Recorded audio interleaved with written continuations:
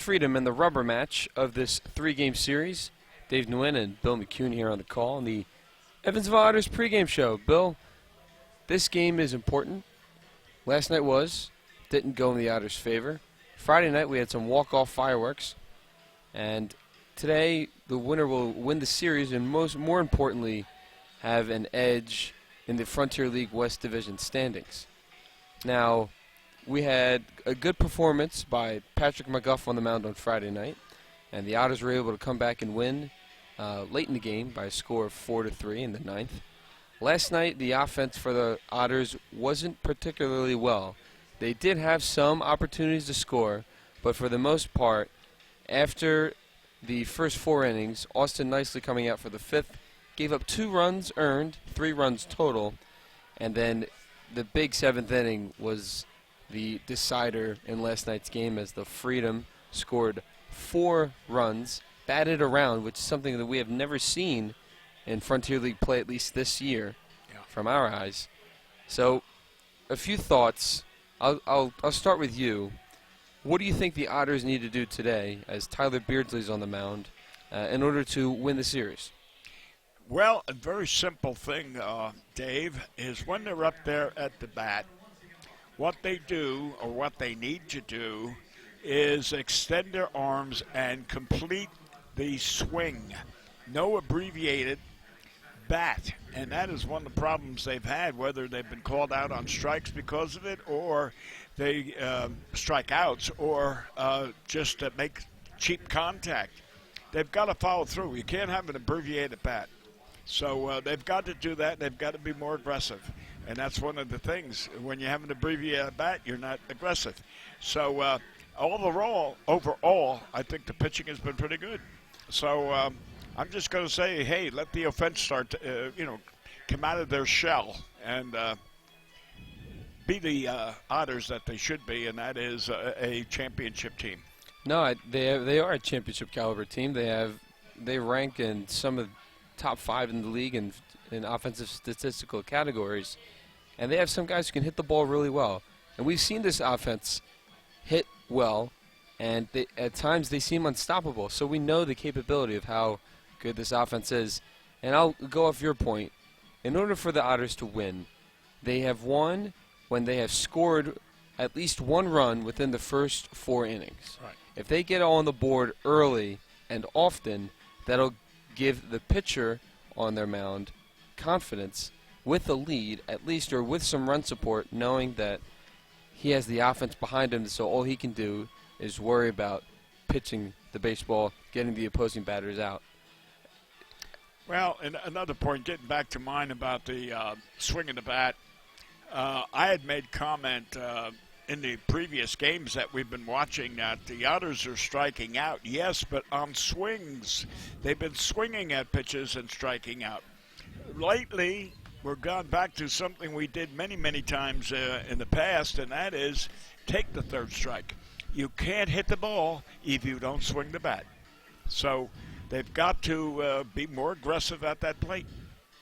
No, I can't agree more. And sometimes the Otters have made a few miscues, a few mistakes here and there that have cost them.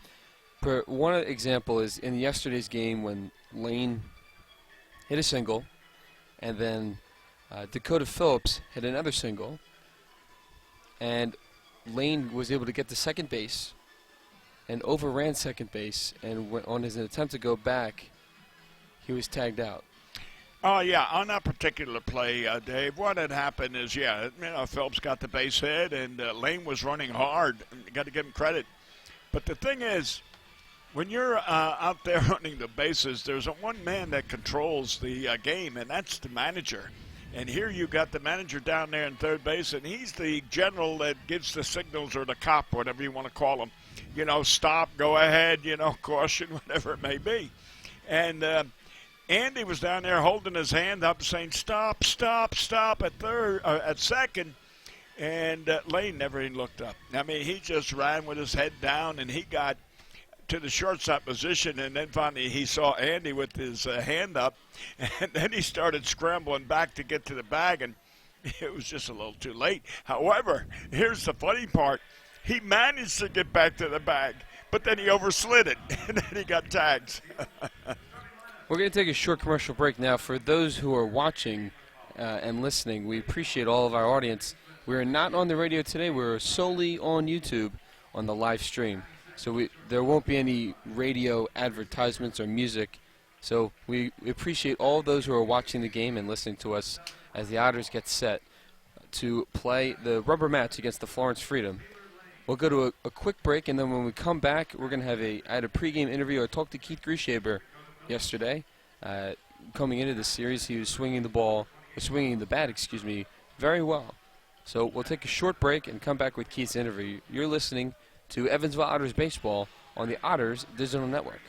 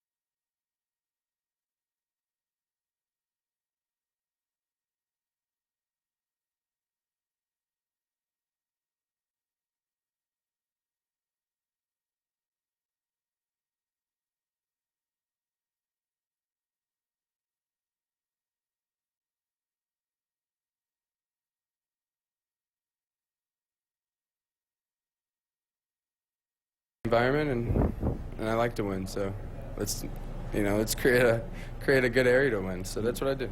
So not only are you not afraid to compete at the plate, but you're not afraid to flash the leather on the field and not afraid to get dirty on the diamond. Mm-hmm.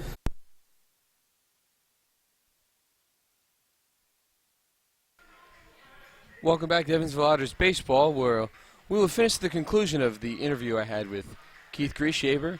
But we are ready to roll, as we had about a 15 to 20-minute rain delay from starting time. When we arrived at the ballpark, I don't know about you, Bill, but when I arrived at the ballpark this morning at 9 a.m., the tarp was on, and it was raining pretty hard. But after the rain has settled, it's just clouds out there in center field. The ballpark, or at least the infield, looks very playable. It looks in good condition.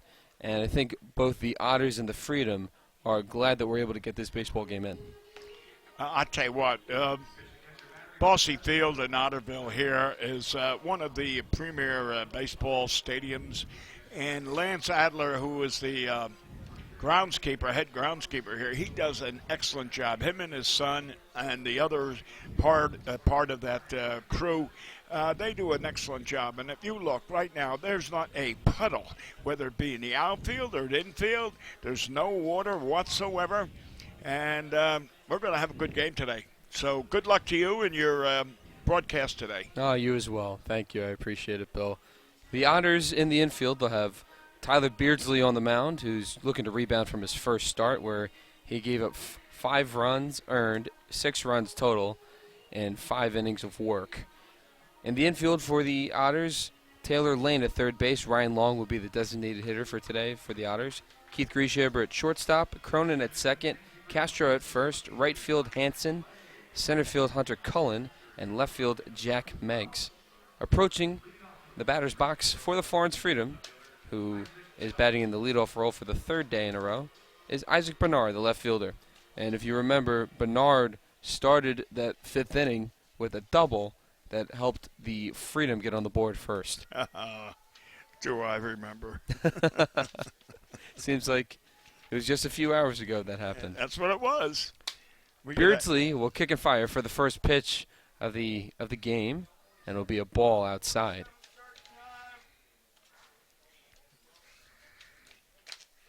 Beardsley will take another deep breath on the mound as Benard called time. Kicks and fires for the 1-0. Low in the dirt for a ball. Count at 2-0. Catching for the Otters today will be Dakota Phillips. Yeah, this is the first time he's caught, I believe. Is that Yes. correct? Yes. Well, good chance to evaluate him. The 2-0 way outside for a ball. Count at 3-0 to Isaac Benard. Well, that flag is blowing briskly to left center. So the 3-0 from Beardsley. Ball 4, take your base, as it was very low and in the dirt. That'll bring up Luis Pintor, who came into this series as one of the better hitters in the Frontier League with an average over 350. he's been hitting the ball well against the Otters, I'll say that. Plus, he's been aggressive on the base paths, and that you got to watch out for. Beardsley, the first pitch from him is a strike on the inside corner. 0-1 the count to Pintor. Now, Pintor has been a threat, especially on the base path. So the Otters, if they haven't seen these past 2 days, they don't want to get this man particularly on base. The 0-1 is a ball on the outside. Count now even at 1. That was his curveball, and had a good bite to it, but just was a little too outside. The 1-1 from Beardsley, foul ball down the first base line and out of play.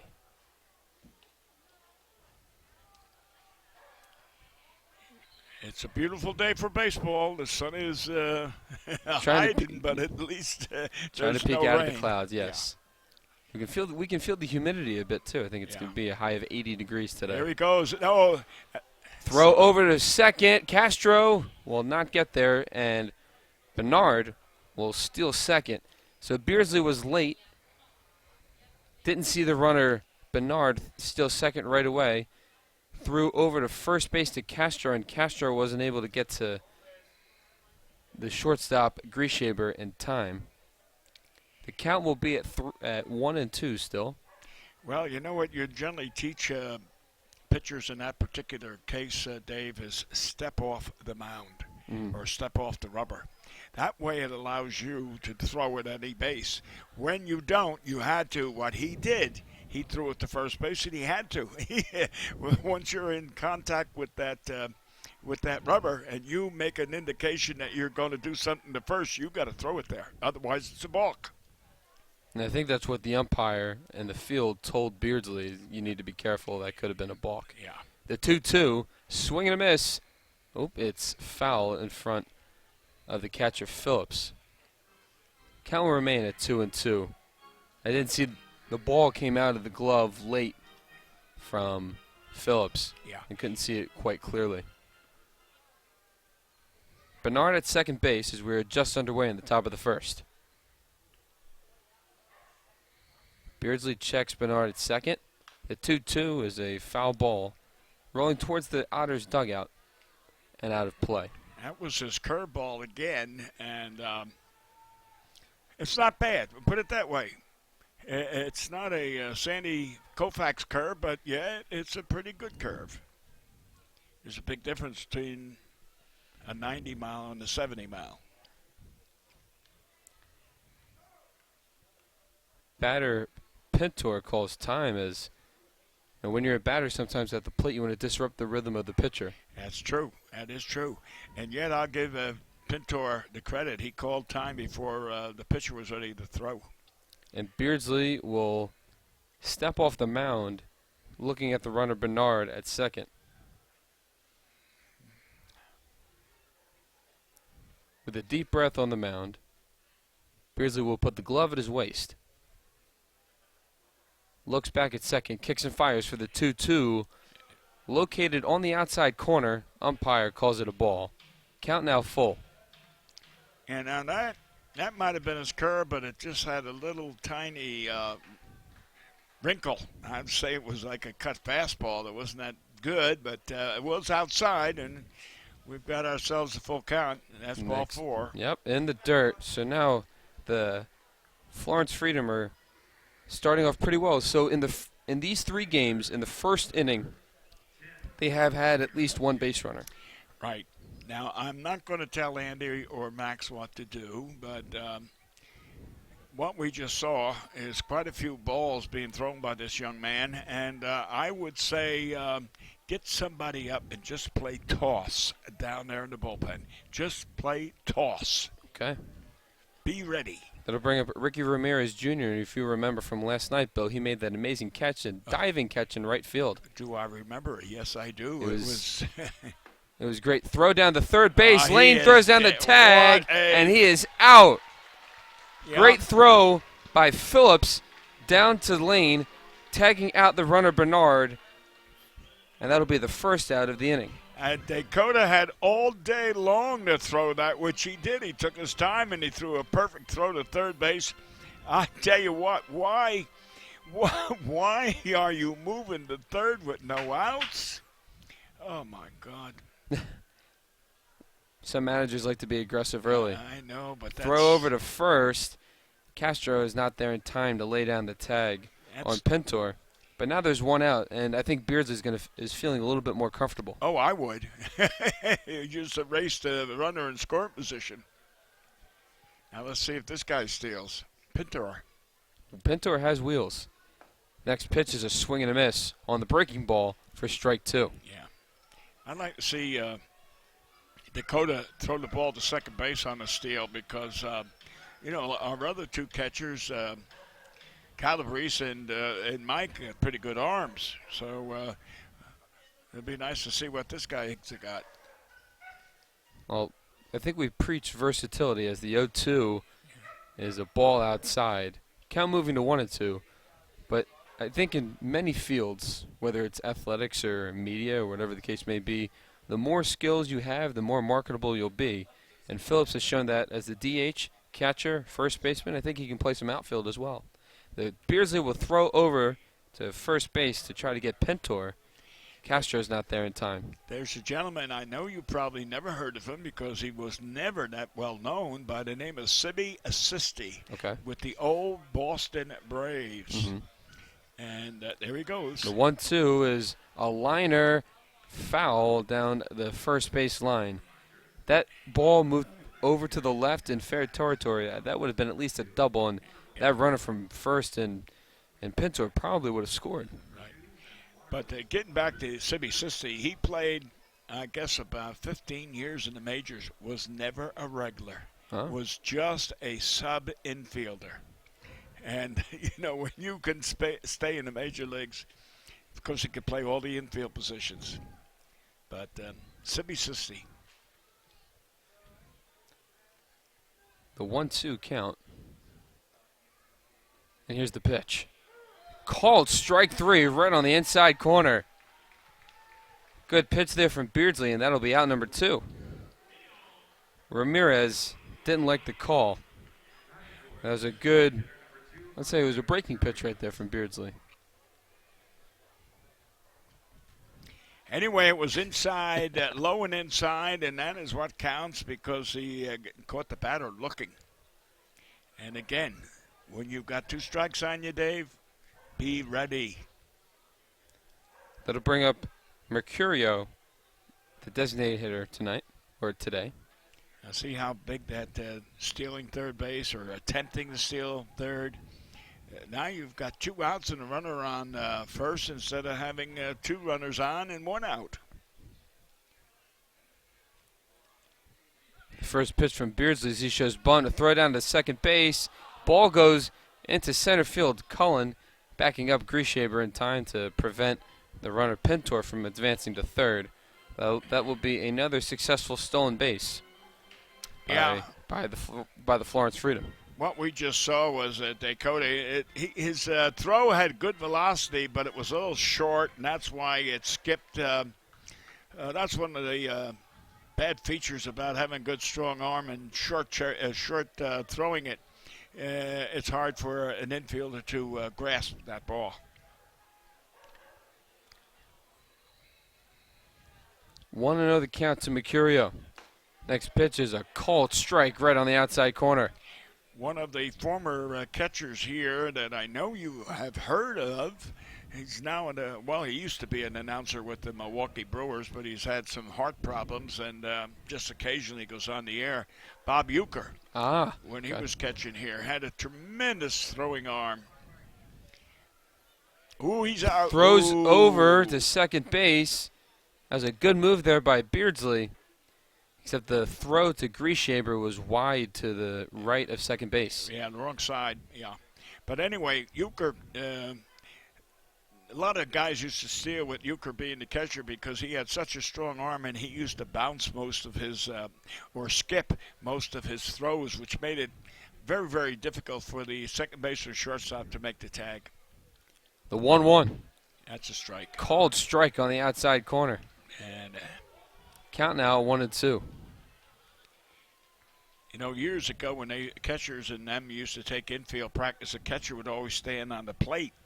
And when the first baseman would throw it to the catcher, he would be on home plate, then throw it to second base. However, in reality, when the game starts, the catcher's throwing about 10 feet behind that. The 1-2. Fly ball, left field, and it will go foul and out of play. Yeah. So that's one of the penalties, Dave, of a catcher having a great arm like Uecker did, but when you're throwing 10 foot short and have a perfect throw in infield practice, but then in the game, you're 10 feet, 8 feet short. Count remains at 1-2 to Mercurio. Pintor, the lone man at second base. Beardsley kicks and fires for the 1-2. Oh. That was inside, this time for a ball. That was the same pitch he called strike 3 on. Yeah. Identical pitch. Wow. Inside, low. Well, I shouldn't say low. Inside, knee high. Count remains even at 2. 2 outs. Top of the first. The payoff pitch, and that will be a ball. The ball goes behind the catcher, Phillips, and Pintor, using his speed, will get the third. Yeah, that was a breaking pitch. And what happened, I don't know, with Dakota. It was a breaking pitch. He reached out to get it, but it just ricocheted right off his glove. You know, too many catchers. When I caught, we used to have catching mitts. Today, they have first baseman's mitts that they catch with, and you know, everything is in the webbing. You're catching everything in the webbing, not in the pocket.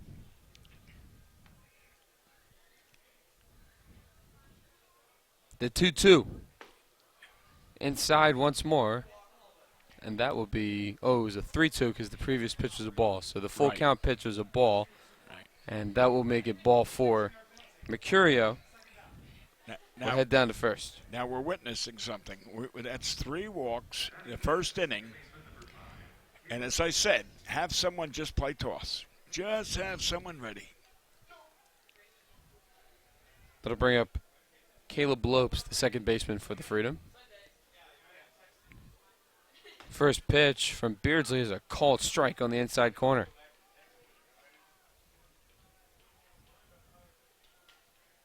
Runners on the corners for the Freedom with 2 outs.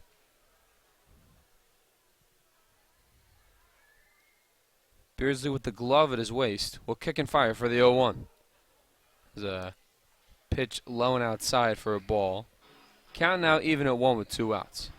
How many pitches has he thrown so far, and how many have been balls? 11 strikes, 13 balls. 13, so he's got more balls than strikes. Throw over to first. Not in time.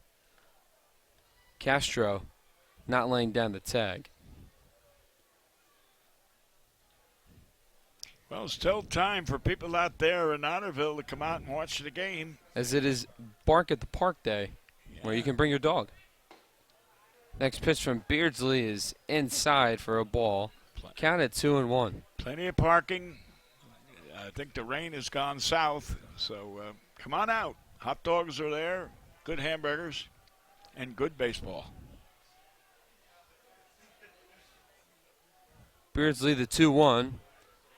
Be a ball outside. Count at 3-1. Now, if he walks him, Max should run out. At least talk to him. And talk to him, yes.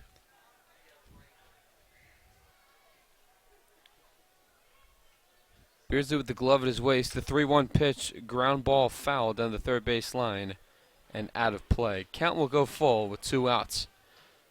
As Beardsley has gotten into a bit of trouble here to begin this game. Yeah. Well built today in 1910, Cy Young won his 500th game as the Cleveland Indians defeated the Washington Senators at the time 5-4 in 11 innings. Fly ball, right center field, and Cullen, using his speed, runs over to make the catch. He outran that fly ball. You're right. That was a good.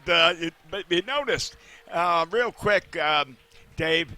Hunter got a big jump on that ball. So the minute it was flowing out there in right center, he was there hustling his body to get it. So we'll play the rest of, or some of the interview I had with Keith Grieshaber as we head to the bottom of the first. No scores. You're listening to Evansville Otters baseball on the Otters Digital Network. How you can do whatever it takes to get the team to win. But heading into this series, you're among the tops in batting average, on base percentage, and hits into the league.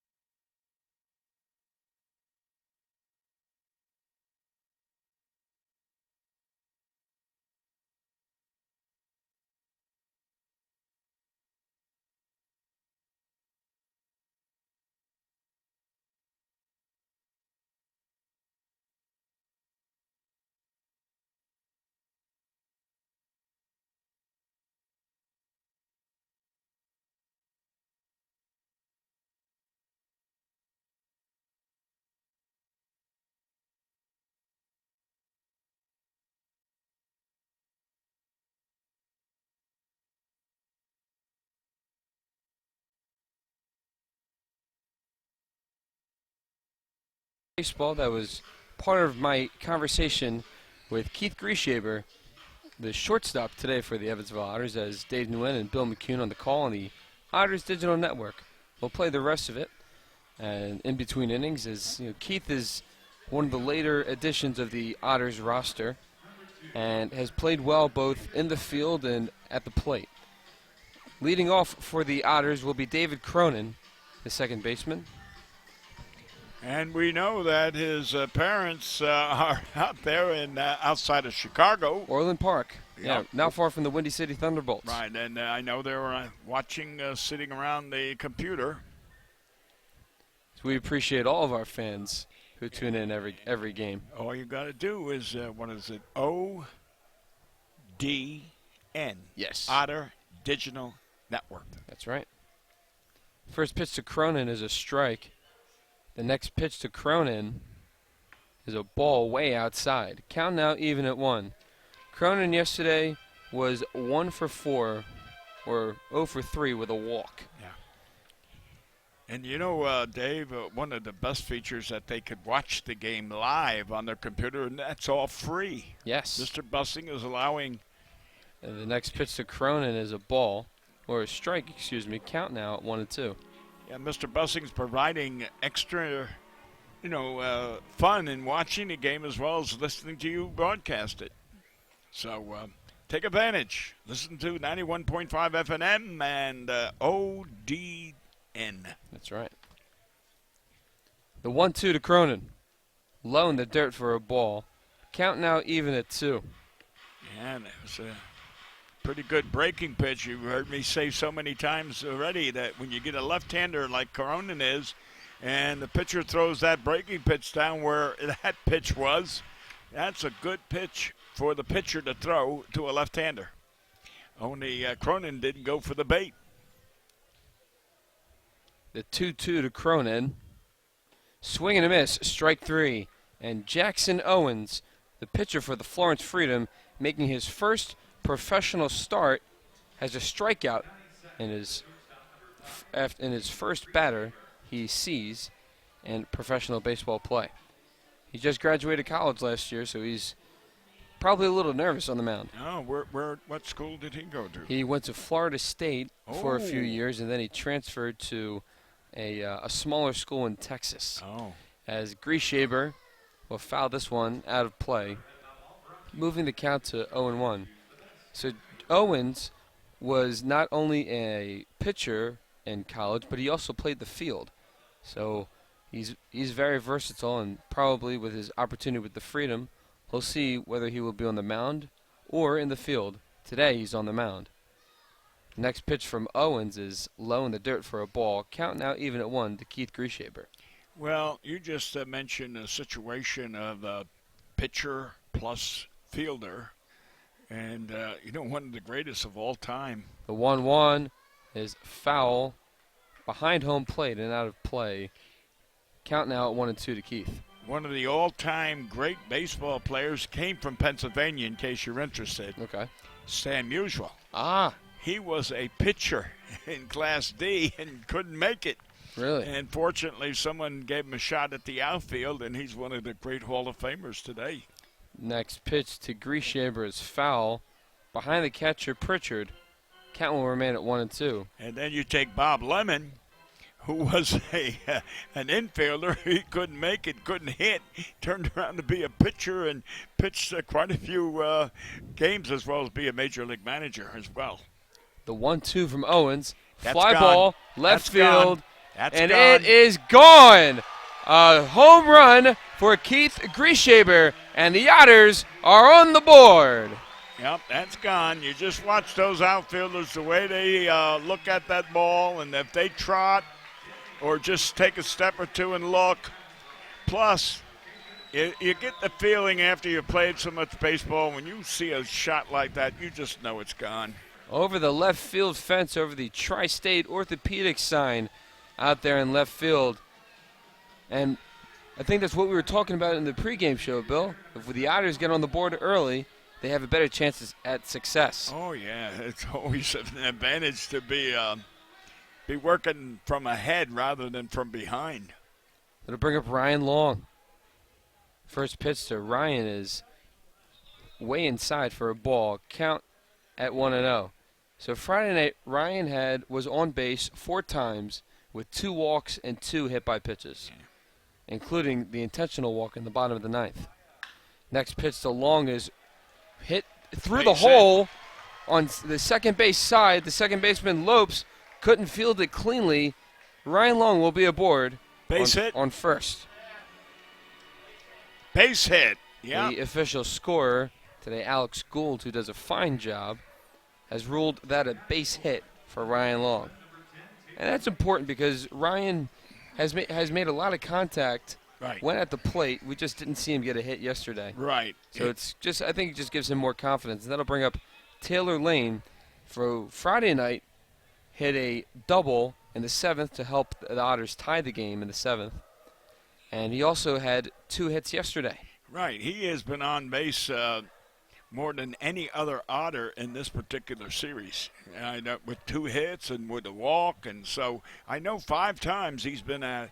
So if he was to bat 4 times, that'd be 8. 5 out of 8's not bad. Long at first after the single. The 1-0 to Lane, fouled down the third base line and out of play. So Lane, he saw action. He made the start in left field in Windy City on Wednesday. Then he came up in a pinch hit situation on Thursday and was able to get a single. Friday night, he did some damage at the plate with having the double and the seventh. And last night he had a double and a single.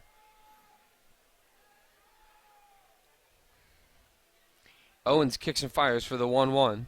That ball is low in the dirt for a ball.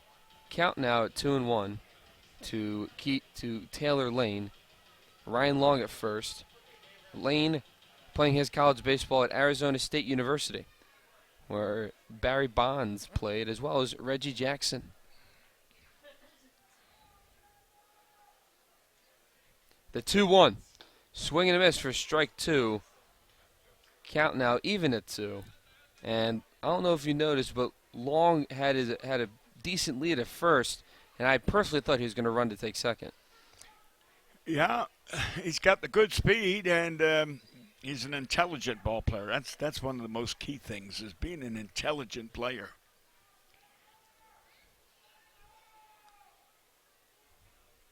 The 2-2. On near the outside corner, umpire calls it a ball. Count will go full to Taylor Lane.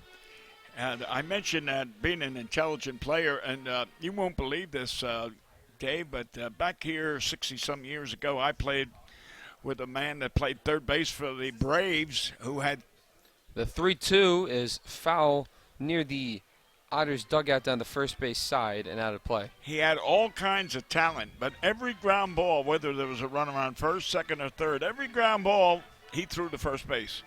And as a catcher, I used to have to yell when the ball was hit to him, second base, tagged third. Oh, really? Oh, yeah. He had, I don't know if he lacked intelligence or he just didn't pay attention. I don't know. That or his natural instinct was always to throw to first. Yeah. Next pitch to Lane is a pop-up. Foul territory, playable for Pintor. He will back up and make the catch for out number 2.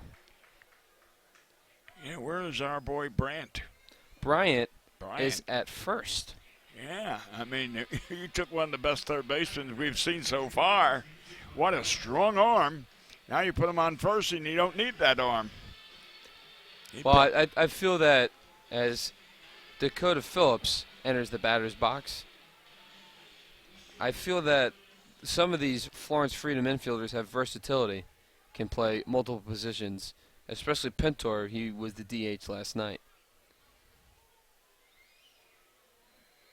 2 outs as Owens will throw over to Bryant at first. Long gets back there in time. Phillips making the start at first base last night for the Otters. First start in the Frontier League at catcher. Next pitch to Dakota, or first pitch to Dakota, is a called strike on the outside corner. And he's given some signs down there, and we did see Ryan did take off and try to steal, but Lane fouled it, so he had to come back. But Ryan did make an effort. Let's see if he goes on this one. He looks loose over there. The 0-1 inside, this time for a ball. Count now even at 1 to Dakota Phillips. And in the Windy City series in the last game, we saw his home run power as he hit a solo shot to deep center field to get his first home run as an Otter.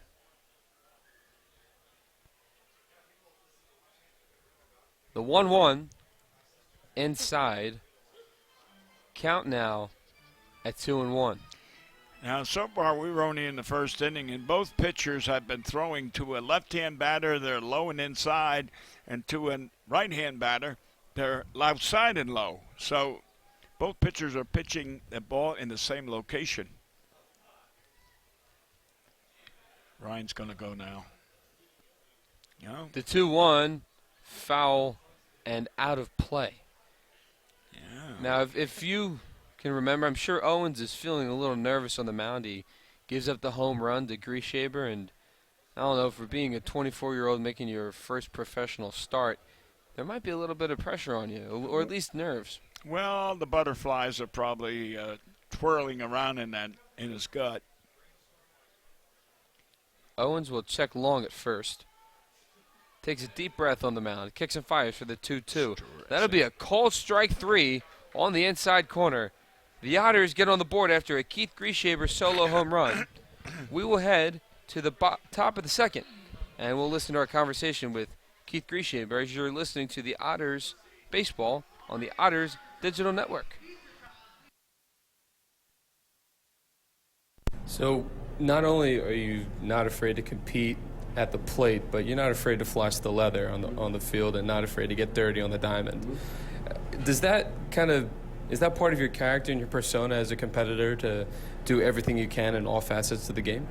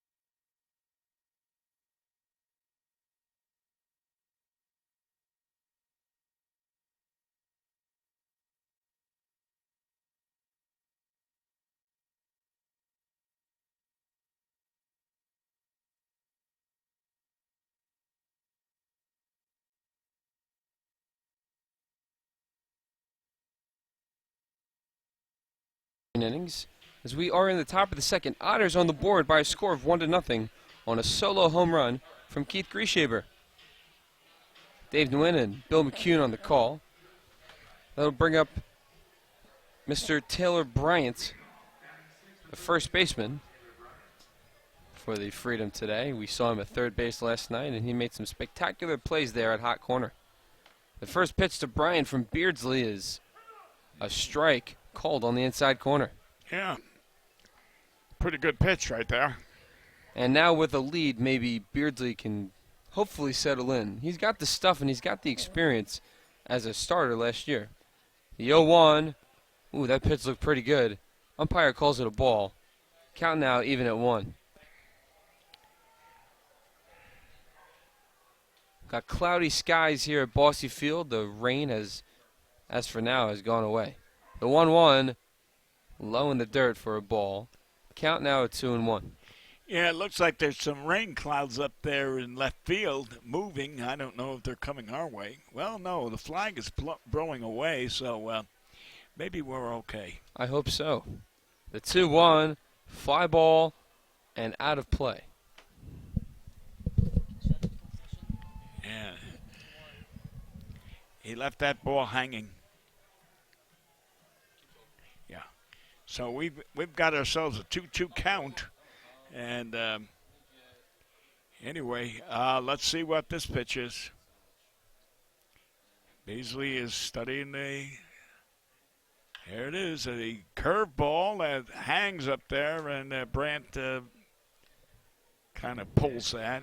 Foul. So far, that curveball is not that outstanding, and it's going to hurt him if he keeps hanging it. The 2-2 from Beardsley. Chopper fielded by Lane on the hop. Yeah. Throws it over to first. And the manager for the Freedom thought that was a foul ball. Well, Lane did the right thing and played the ball. Didn't get a sign whether it was fair or foul, so his natural instinct was to throw it to first. Now the umpires will have a discussion. And, Bill, I want to say I appreciate you for describing what was going on. As our engineer today, Preston Leinenbach, was wondering what we wanted to eat. Anyway, let's get back to the game here. And the reason I think, now again, I don't have inside track on it, but the reason I think the batter didn't run is he thought it went off his foot because it did take a weird bounce. And you're right, Lane did throw it, and no hesitation, he threw it over there to first base. I think that is what the discussion was. The ball should have been dead. However, if the umpire, he's the man that's in charge, he said fair ball. Because I myself, I watched him. He jumped right out there. He had his hand indicating into the field, fair ball, fair ball. So now that will be 1 out. And to the plate now would be Austin Wobrock, the shortstop.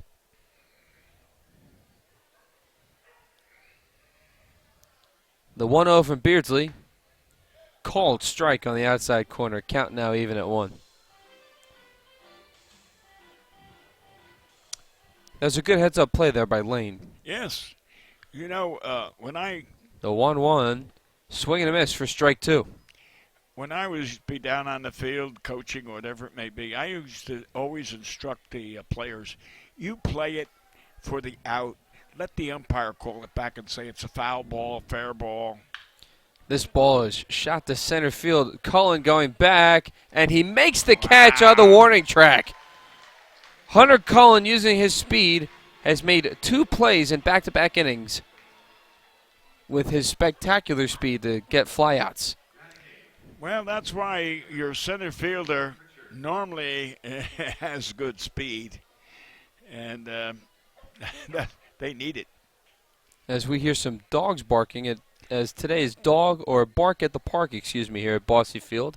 The first pitch to Jackson Pritchard is a called strike on the outside corner.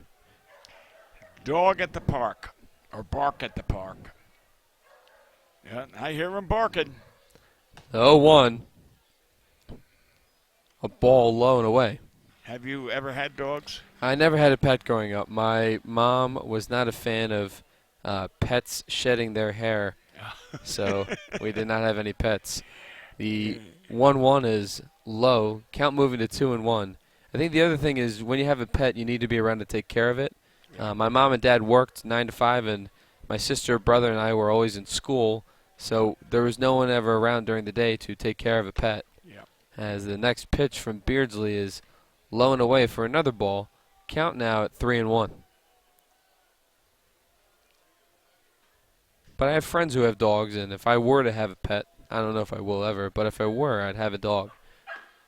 The 3-1, as the umpire calls a strike. Count now at 3-2. Isn't it so amazing these guys drop the bat and they go to first base and the umpire says, hey, boy, get back here.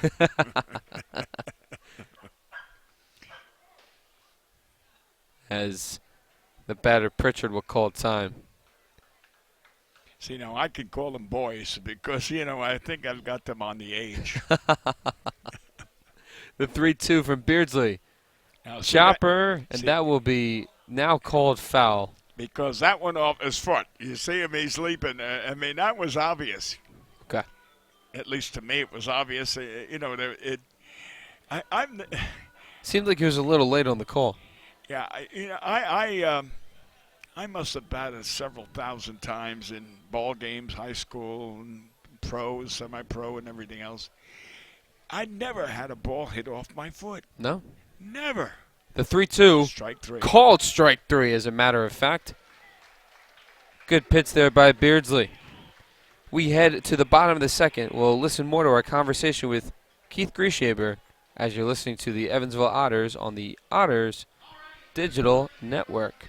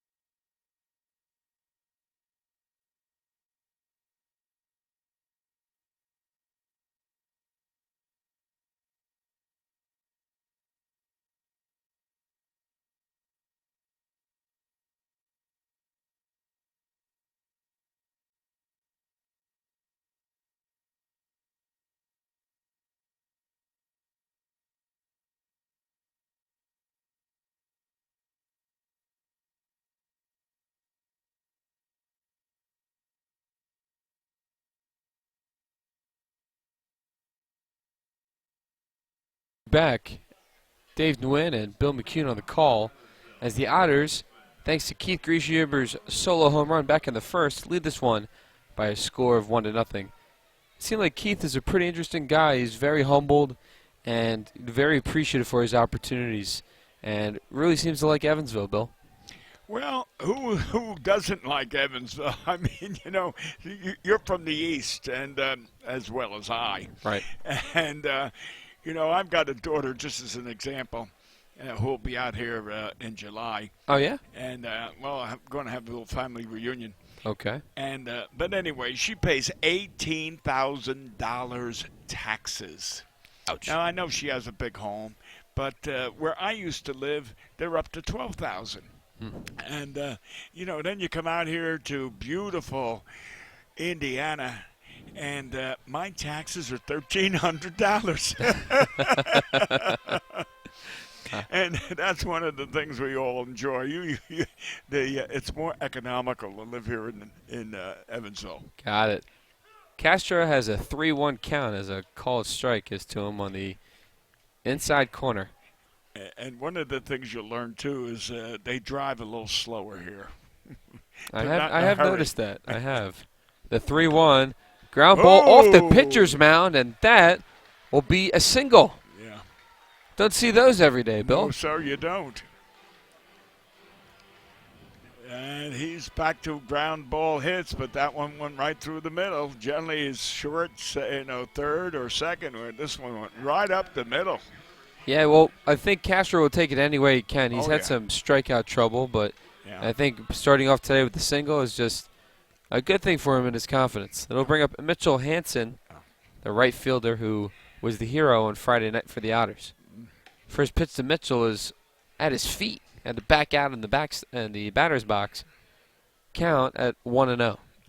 Another thing real quick, there's not that many toll roads around here. That's what I have noticed. You go back to Jersey and all, you go 1 mile and you got to pay a toll. Oh, that's the robbery, as some people in the Northeast like to call it, as the next pitch is low in the dirt once more to Hansen. Count now at 2-0.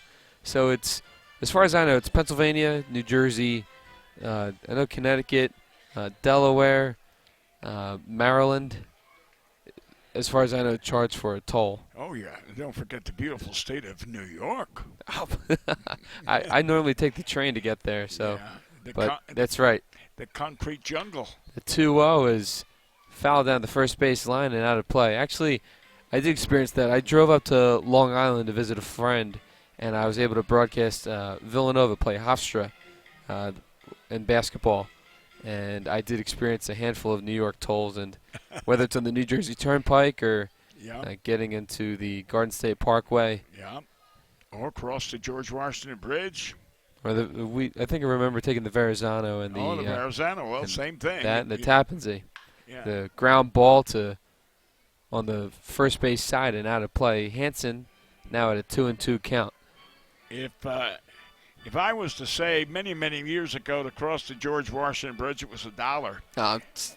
It's updated now like $5 or $6 now. I was going to say now it's in the $5 or plus area, and of course now you only pay one way either, and that is going into the city. You don't pay to come to Jersey because everyone wants to flip to Jersey. The next pitch is a ball. Now 3-2. The count to Hansen. All the baseball scouts that lived in New York used to love to come to Jersey because they'd fill up their gas tanks.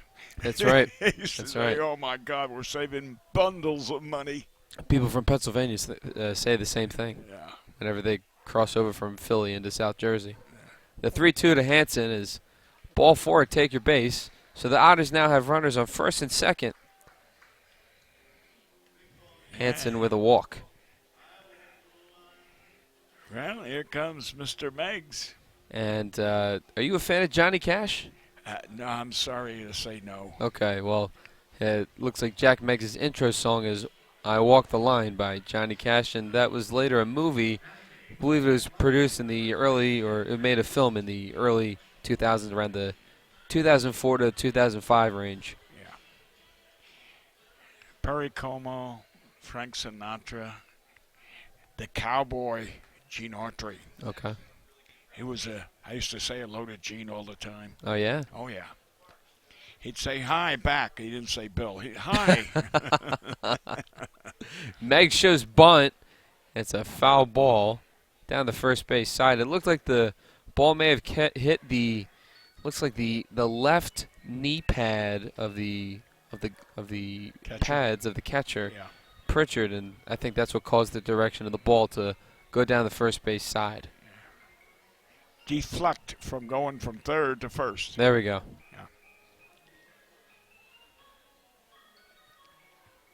Yeah. See, we got a good move. Runners on first, second, no outs. It's a good call.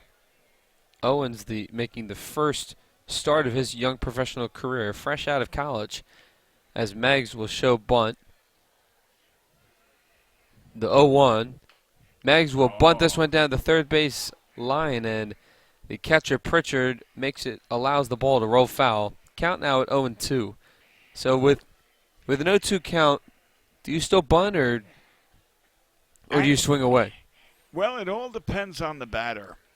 If it's a good, a ball player that can bunt on no matter what the count, yes, I'd have him bunt. If it's a guy that's up there just waving the bat, no. I mean, why give an out when you could take a chance of swinging and getting a hit? Because Hunter Cullen did that. On a 2-2 count, he went and bunted on Thursday in Windy City to help the Otters get on the board. He's going to bunt right here. The 0-2 to Meggs will show bunt to the pitcher's mound, thrown over to third. And he got him. And the field umpire says he got Castro in time for the out. It was a good bunt, but that pitcher came off that mound pretty fast, and I'm assuming the catcher yelled third. So would that be a fielder's choice? Yes. Right there? Yeah. And the out to Castro, 1-3 or 1-5 on the putout. That'll bring up Hunter Cullen, the center fielder. We just talked about him earlier. The former Cal State Fullerton Titan. Great asset to the Otters. The Otters have been very, very fortunate in their franchise to have great center fielders. We had a ball player here a couple of years back. Name is Sweeney. First pitch to Cullen is shallow, right center field, and Lopes What a catch! made that catch look a little difficult for out number 2. Wait, no, it's a single. No, there, yeah. No, it's out 2. Out 2, I thought Two so. outs. This pole right here is in my way, and it's really distracting me, but I guess that's why I rely on your eyes as well. Right. Well, no, he made a very good catch, and of course we had to force at third. You know what? You know what it was? Andy McCauley, the Otters manager, stepped on third base, and I initially thought it was a player at third. So I said, "Wait a minute, there's no bases aren't loaded." Okay. So that's 2 outs. 2 down. That'll bring up the top of the order as David Cronin steps to the batter's box. He struck out swinging his first time up. And it was a good breaking pitch that he struck out on. Owens checks Ooh. Hansen at second. Now steps off the bag. Oh, boy, and Hansen at one point was caught. Oh, he was. He was dead if that pitcher had just turned around and threw it. My What's the God. saying? What's the saying? Dead to rights? Yes, he was halfway down the third. My God. Okay, be aggressive on the bases, but don't be reckless. First pitch to Cullen is foul, Cronin is fouled down the third base side and out of play.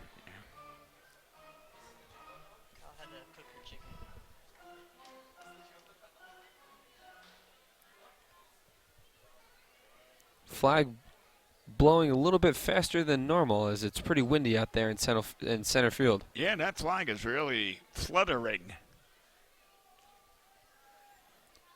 Owens will check Hansen at second. The 0-1, swing and a miss to Cronin. Strike 2. Little high. That high fastball, right? Yeah. Batters like to chase for whatever reason. Oh, does he? Do they? And I guess that's why the pitchers throw it, because they Yes. know that they got a good chance of the batter swinging at it. That's right. It all depends. I played one year. I was down there in Florida, and Chase Riddle was the manager of the Cardinal team. The 0-2 high and outside. And he was catching, and they relieved the pitcher with the bases loaded, and I come up, and he went out there, he talked to the pitcher, and he came back, or I could watch him, and he says, like, give him one here, then go higher, then go higher. And he did. He threw one up about my eyeballs, and I just swung at that and missed it a mile. And he threw one up on my hair, my DA I had in those days, and I missed that one. And then he threw one up the ladder, and I just hit it over the scoreboard. Oh, did you? Yes. It's one of the longest home runs I ever hit in my life. All right. Completely. So you had some serious power then. As count now is at even at 2 to Cronin with 2 outs. So here it is, Bill. We got the 2-2-2 with number 2. Right. 2 outs, number 2, 2 balls, 2 strikes, and 2 men on. Ah, there we go. We got 5 now. 5 deuces. You can't beat that. I don't care if you bring in 2 queens and a king. If you played 500 rummy, that's a pretty good hand.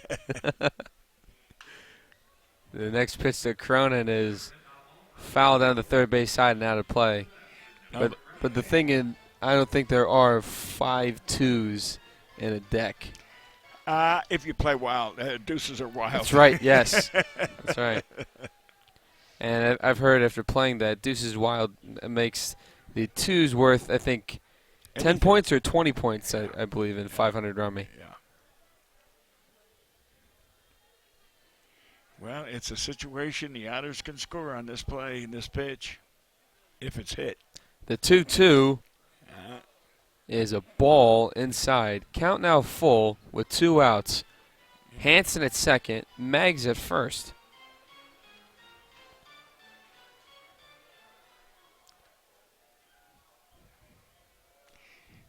Got a handful of dogs out there in the Bossy Field stands, as it is Bark at the Park Day at Bossy Field.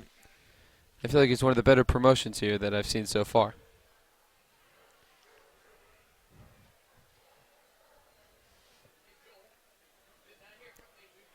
Owens checks Hanson at second multiple times. The 1-2 fly ball, center field, and it will be caught by Crane to end the inning. Otters leave men on first and second as we head to the top of the third. 1-0 Otters. You're listening to the Evansville Otters baseball on the Otters Digital Network.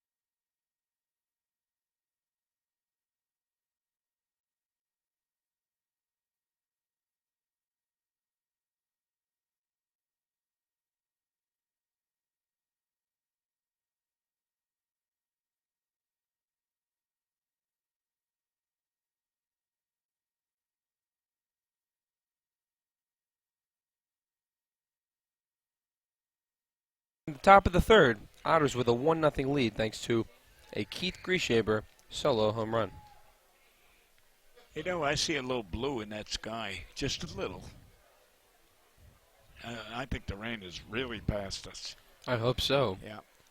First pitch to Connor Crane, the leading RBI man for the Freedom. First pitch is a strike.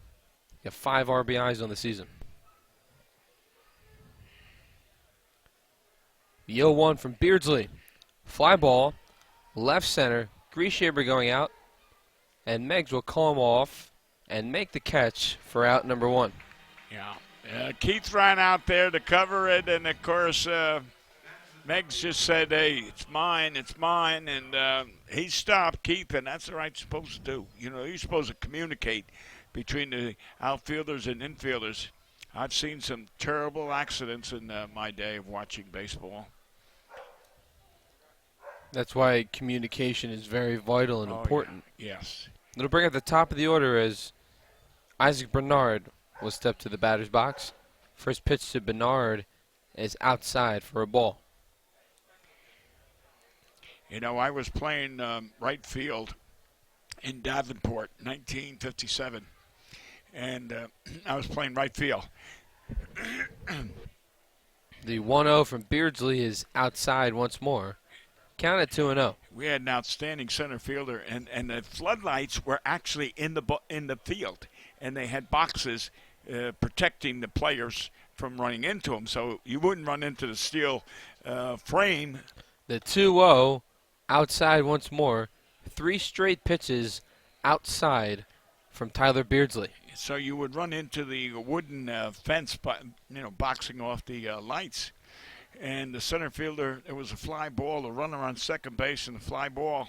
The 3-0 from Beardsley, similar location, gets the result he wants. It's a called strike. And this fly ball out the center field, and the center fielder kept saying, I got it. And I kept saying, it's all yours. And the 3-1. Called strike on the outside corner, 3-2. So 5 pitches, all on the outside corner. The first 3 were balls and were just a little outside of the strike zone. Past 2 have been right on the money. The payoff pitch from Beardsley. Fly ball, left center field, look at him, deep, Russell. And this will be off the wall.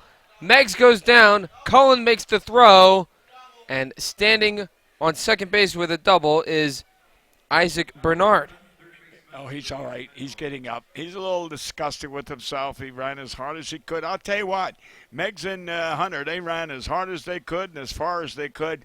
That ball just was a little too far away, and got to give them credit. You know, you want to see hustle, and they just had it. And, of course, they picked it up and got it back in. But that was a good hit ball and good hustle in the outfield. So, anyway, so be it. The first pitch to Pintor, who had a walk his last time up, is a ball. No, but, yeah, great great hustle there by Meggs. And I think he's upset because he knew that he had a play made. Right. Well, it was just an inch away, possibly, maybe 2. The 1-0 is a swing and a miss. Off speed right there from Beardsley. Count now even at 1. That was a breaking pitch right there. Yeah. That was a good call. If I were to guess, would that be a curveball? Okay.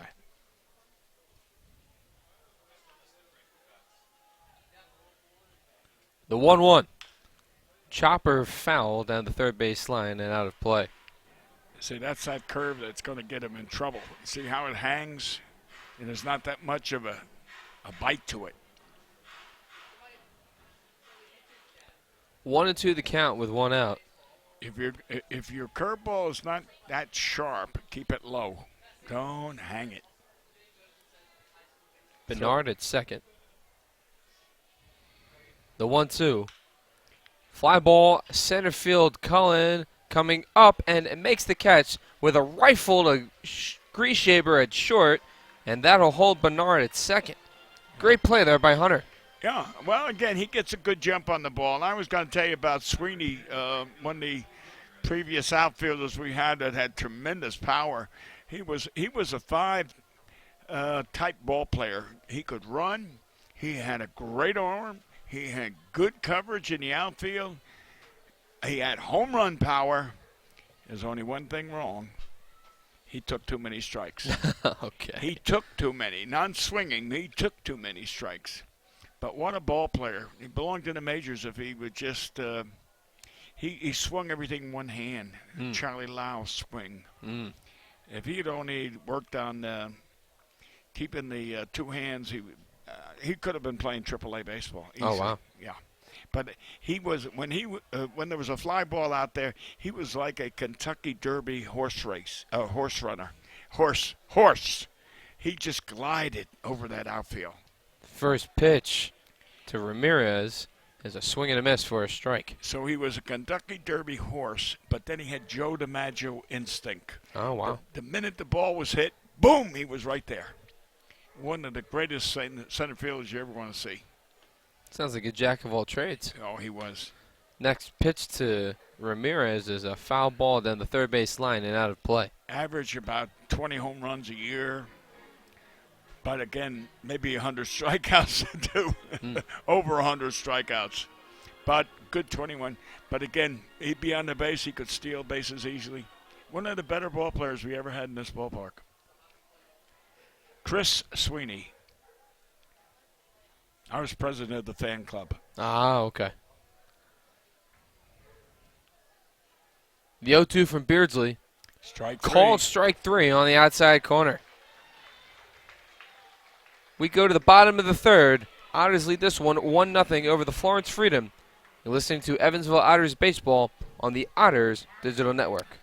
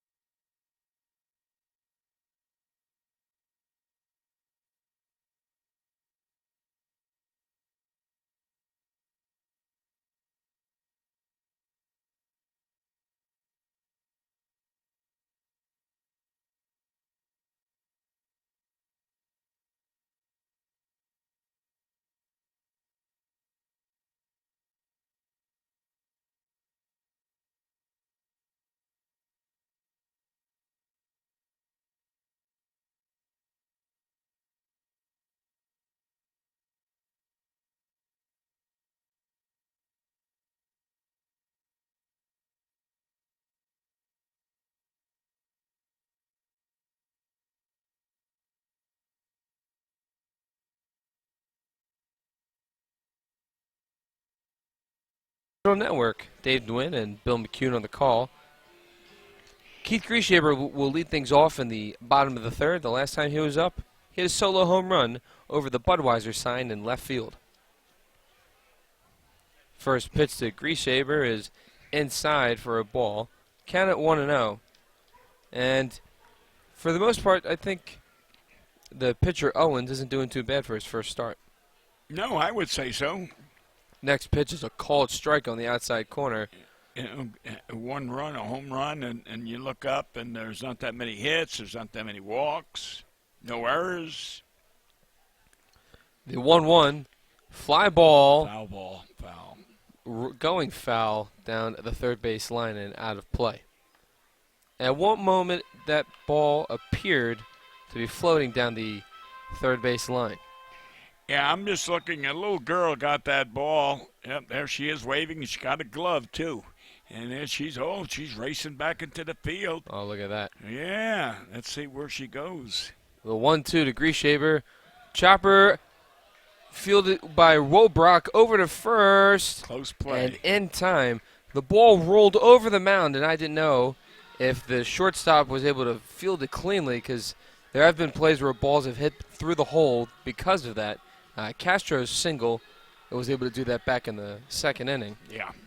We'll bring up Ryan Long, and out number 1 here in the the bottom of the third.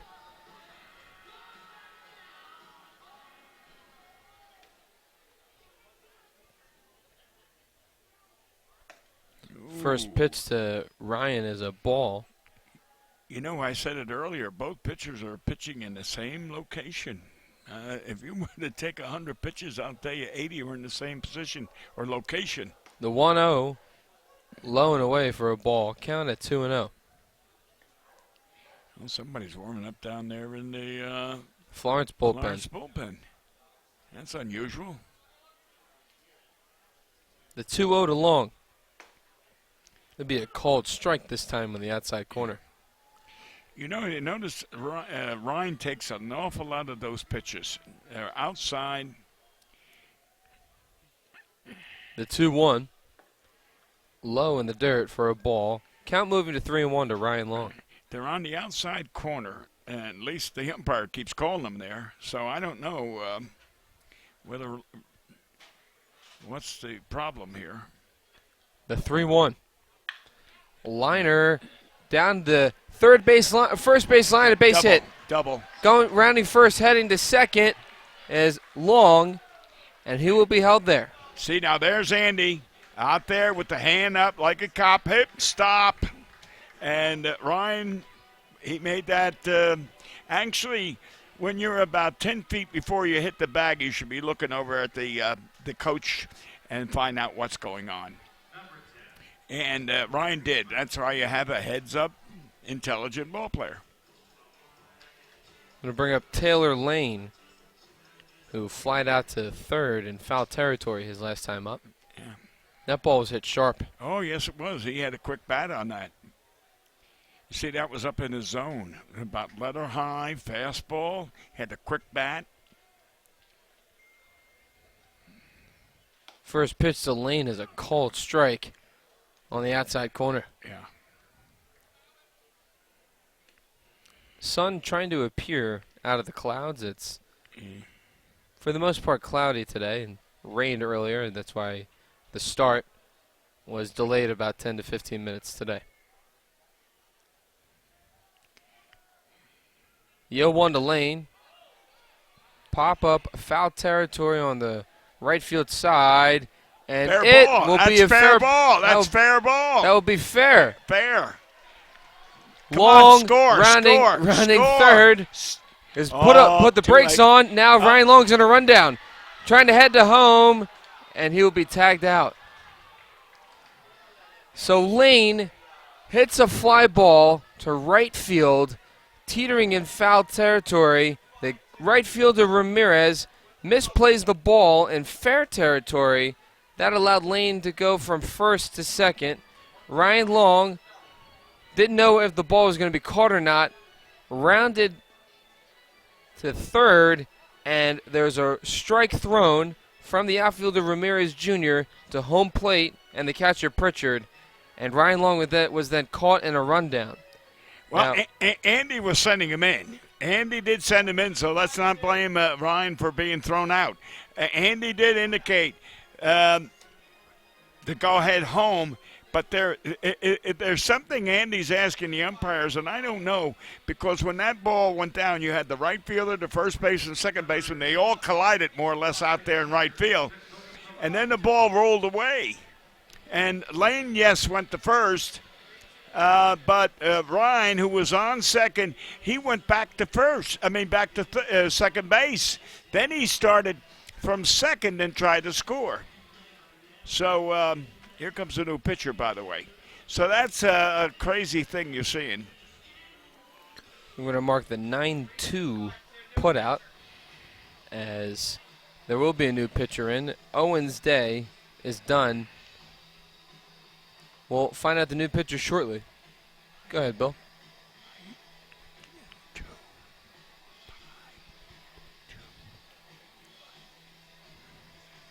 And we'll take a short break here. You're listening to the Otters Baseball on the Otters Digital Network.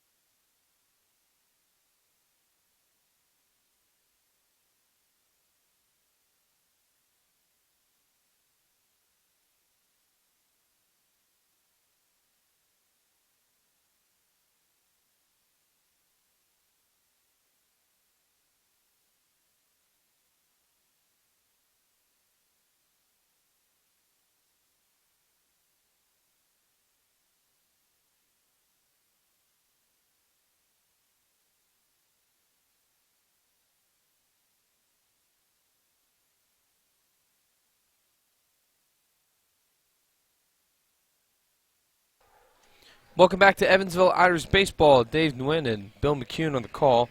We get a new pitcher for the Freedom as Owen's day is done.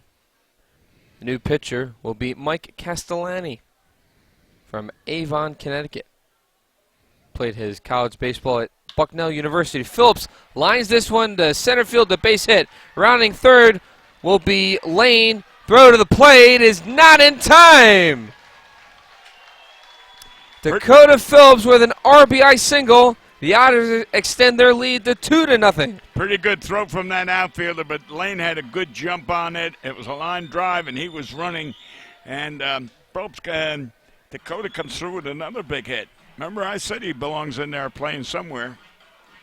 He has shown his offensive ability in the past few days. Yeah, and plus he played first base. Now he's catching, and he's making some pretty good plays with the bat. It'll bring up Carlos Castro, who had a single off the pitcher's mound his first time up. First pitch to Carlos is a swing and a miss. Yeah, for strike one. I talked to the official scorer because he had a better angle than us in seeing that particular play, and I knew Andy was arguing about something, and he explained to me that what it was. Next pitch to Carlos is a ground ball to shortstop second baseman Lopes, and that'll end the inning. The Otters add another run on the board, and they lead this one by a score of 2-0. We head to the top of the fourth. You're listening to Evansville Otters baseball on the Otters Digital Network.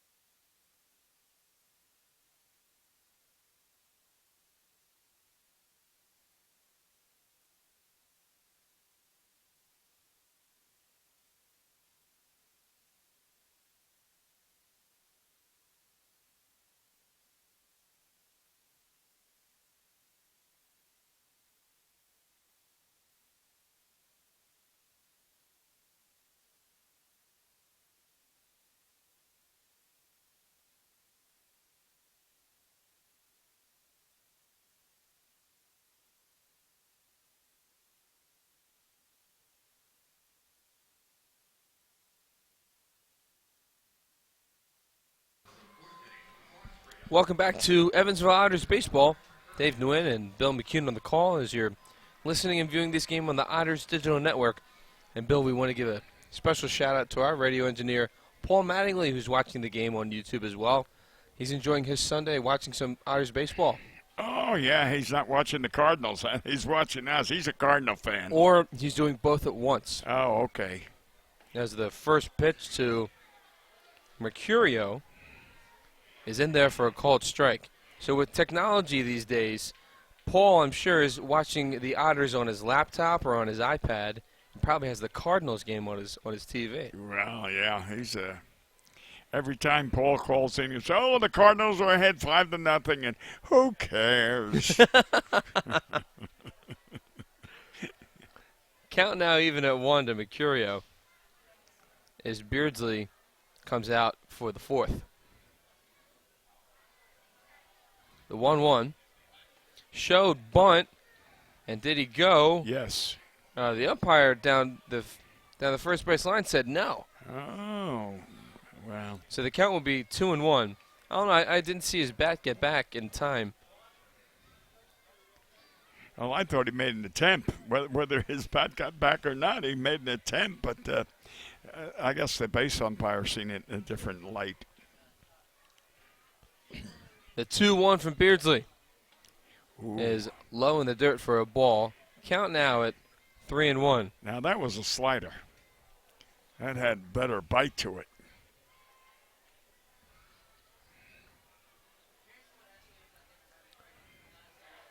The 3-1 from Beardsley. Ball 4. Ball 4 outside. And Mercurio will be on with a walk. Paul actually wanted to let us know that he's actually here in the ballpark. Oh, he is? Yeah. Oh, my goodness. And he says to watch it. The Cardinals rule. Wait a minute, the Cardinals rule, or it is a Cardinal rule? That'll bring up the second baseman, Caleb Lopes. First pitch to Lopes is a called strike.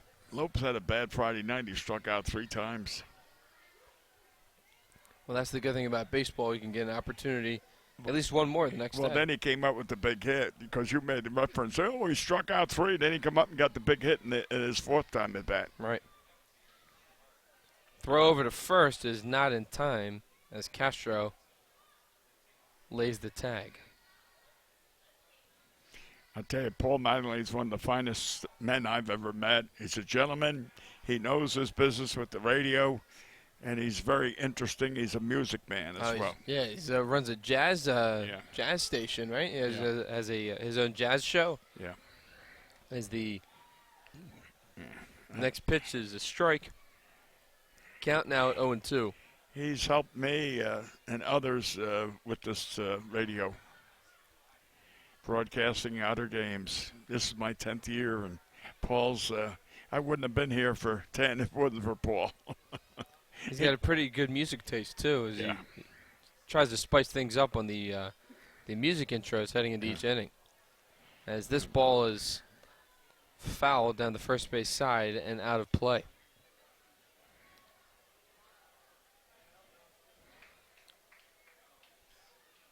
Today in 1911, the Philadelphia Athletics were 12.5 games behind in the American League, and they went on to win the World Series.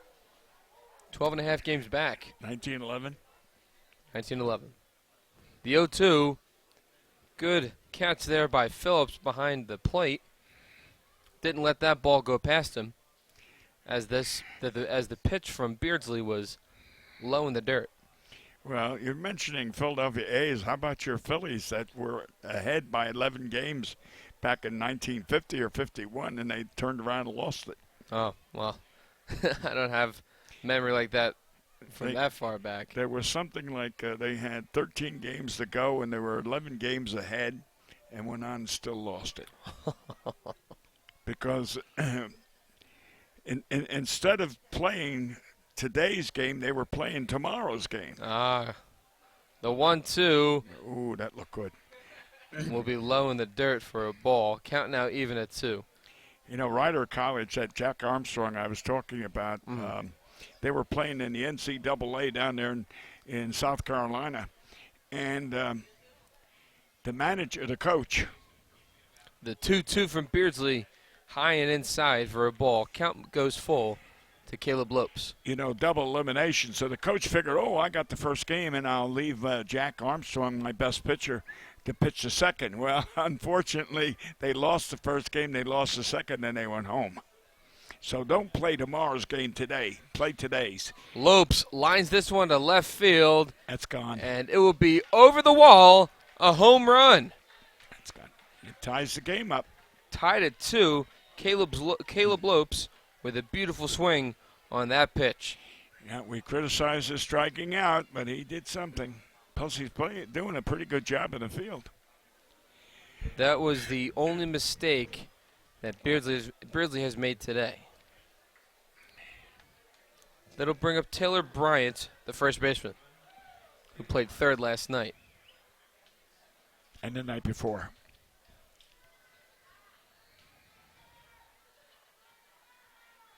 First pitch from Beardsley. Strike called on the outside corner. Otters don't have an out.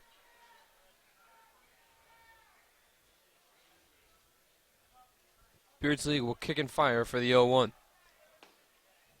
Ball in the dirt. Count even at 1. It looks like Beasley's got a curveball. He's got a slider. The slider is his best pitch. The curveball, he hangs it. The 1-1 goes by Phillips and in the dirt for a ball.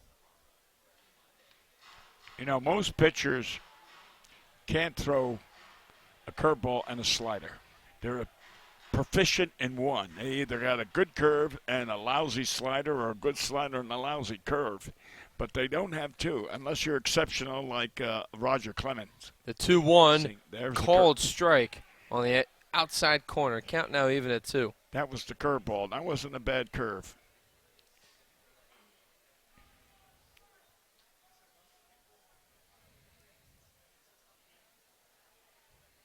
Beardsley waiting for a decision. Will kick and fire for the 2-2. That'll be low and away for a ball. Count it 3-2. You don't remember a left-hand pitcher that pitched here in 1939, I believe it was, or 1940. Name of Warren Spahn. Ah, okay. I feel like I've heard of that name before. Yeah. The 3-2. Called strike 3. Go ahead, say it, Bill. He was laying his helmet down and taking his gloves off so he could go to first base. He's still got his helmet now, but oh my God, when are they going to learn? Well, I guess because the assumption and taking off his bag, it may have been a sign of disrespect. So the umpire makes the final decision. He goes, "You know what? You're out of here." Yeah. Hey, boy. Going to bring up Austin Wobrock, the shortstop. He'll kick and fire from Beardsley. The called strike on the outside corner evens the count at 1 with 1 out. What I was referring to, Warren Spahn pitched here, and in his youth or younger years, The 1-1 from Beardsley in the dirt for a ball. Count at 2-1. he was a flamethrower, 90-plus miles an hour.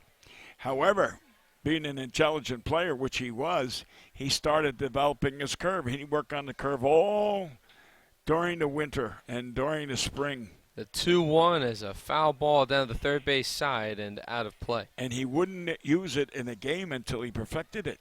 And then after he got that, then he'd work on a slider. So what he was trying to do is, I'm not going to give you a pitch I have no command and no control over. And that's what made him a great pitcher. He was also a great World War II. Check swing. Oh, he called him out? And the home plate umpire calls it a strikeout. 2 away. Oh, and the batter just stood there instead of running to first base. That's what you call not being in the game. This has been an odd sequence of events here as Lopes was able to tie this game on a 2-run homer. But we've had batters on both teams throughout this series try to judge the umpire's calls and think balls are strikes, strikes are balls, right, and everything in between. It's always on a 3-2 count. It's always on a 3-2 count. They assume it's ball 4.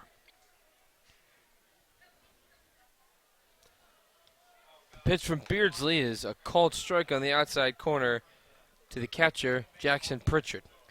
Yeah, Warren Spahn was a lieutenant, one of the ones that landed on Normandy Beach. So, wow. Not only a great pitcher, a great war hero. Next pitch from Beardsley is a called strike on the outside corner.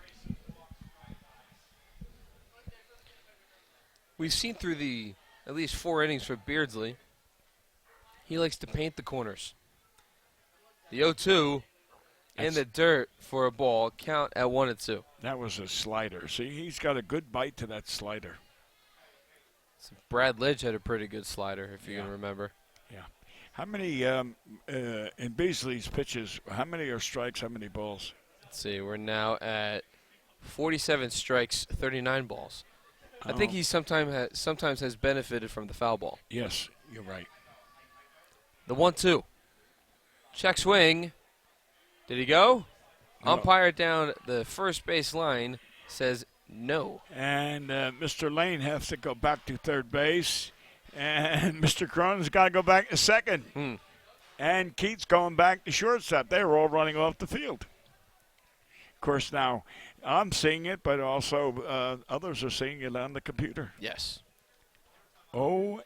The 2-2, swing and a miss. That'll be strike three.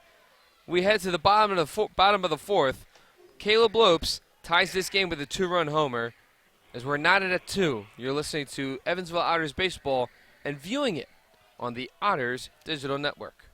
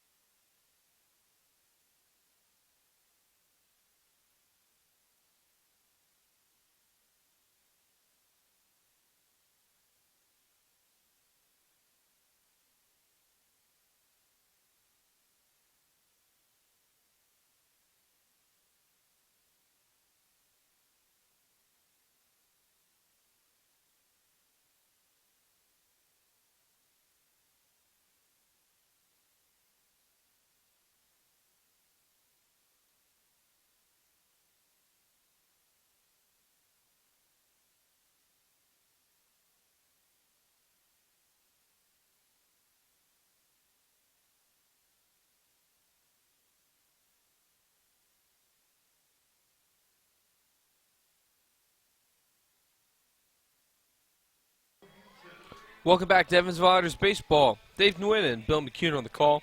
Mitchell Hansen steps to the plate for the Otters as we are tied here at 2 in the bottom of the fourth.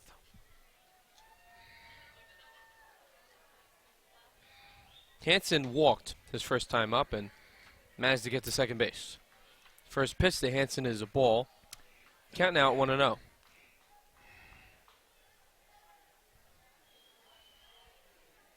Castellani kicks and fires for the 1-0.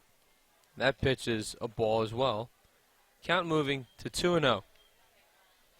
Remember the other night we saw that ball, the catcher missed it for some reason, it hit him square in the mask, and the mask and the hat went flying off. That's right, Calabrese. Yeah. That's right, it was our catcher. I'm sorry. Yes.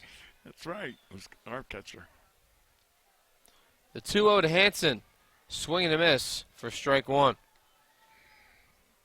Count moving to 2-1, as it has been mostly cloudy here at Bosse Field today. We want to thank the fans who were able to wait patiently and get here to enjoy a great afternoon of baseball. The next pitch to Hansen is a ball. Count at 3-1. Castellani coming into today's game had a 4.69 ERA. 2 strikeouts and 7 2/3 innings pitched. Hansen fouls this ball down the first base side.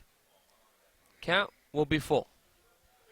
You know, one of the great things, Dave, you talk about this ballpark. One of the great things is I had the pleasure of scouting in the major leagues and be associated with many, many of the former. The 3-2 grounder to the pitcher. He'll field it and throw it over to Bryant for out number 1. Had to bobble it a little bit in his glove to get his hand on the ball. Right. Eventually threw it over to Bryant in time for out number 1. What I was going to say is I had the pleasure of being with a lot of Hall of Famers and major leaguers, and somehow we'd get talking. They'd say, "Where do you live?" And I'd say, "Evansville." And they'd say, "Oh, hey, I played there in 1922, or I played there in 1927." I mean, these are guys like Hank Greenberg as an example, or Warren Spahn. I mean, great Hall of Famers. And there's so many people played in this ballpark. And the minute you mention Evansville, they got to mention Bossy Field. First pitch to Meggs is over the head of catcher Pritchard.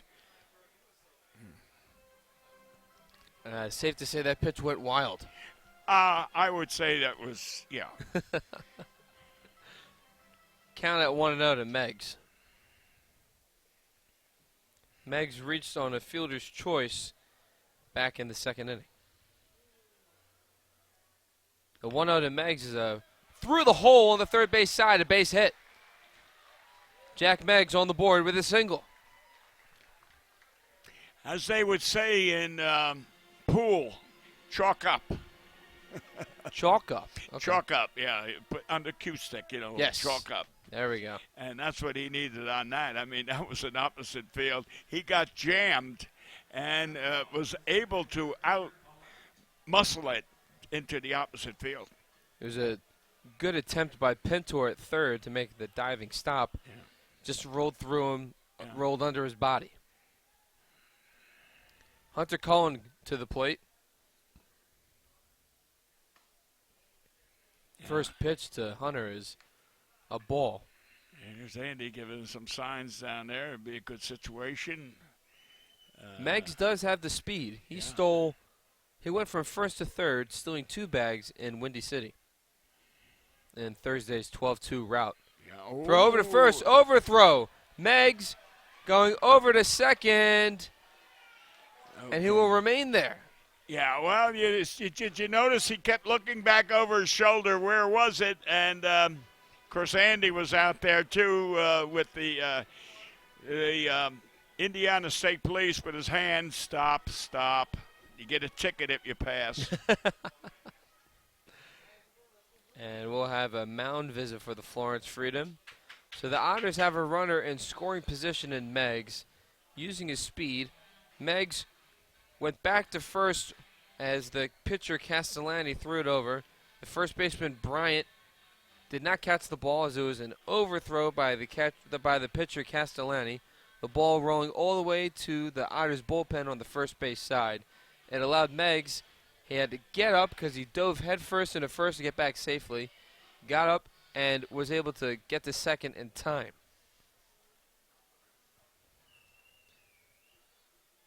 Good opportunity here for Hunter Cullen. Meggs at second. The 1-0 to Hunter is a swing and a miss for strike one. I'd like to see Hunter just slap one there to left center and get himself a double. He's got the capability, too. And, and the runner would score. And he does, Hunter does slap a lot to the opposite field. The 1-1 to Cullen. Swing and a miss. Strike two. See, now he's swinging away for the power now. And, in fact, in that particular swing, I don't know if you noticed it or not, but he did not break his wrist. And that's, when you don't break your wrist, you're not going to get a good swing.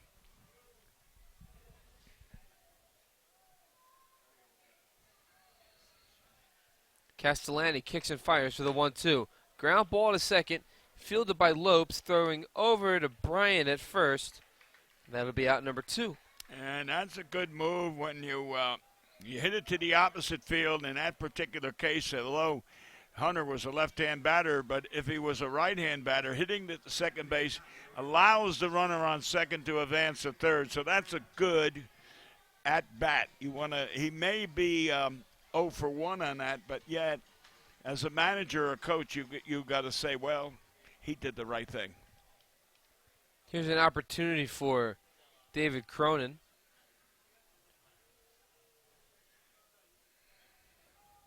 Meggs, the lone Otter at third. First pitch to Cronin is a ball. Yeah. For a minute, I thought that would be a strike, but I was waiting for the umpire to put up his hand, and guess he didn't think so. I'm watching Meggs down there at third. What he just did, I don't like, and I want to see if he continues. You see what he's doing? He's getting a decent lead off of third. Right, but you see, what he's doing is he's getting a lead, then he's running. Well, the pitch is coming. Well, as soon as the ball reaches the bat or the catcher, he's running back. What you want to do is you walk. always have your motion in the direction you're going. So he should be walking instead of running. See, like now, just walk. And there he goes running. Cronin showing bunt, and that'll be a strike. Count now at 1-2 with 2 outs. I don't think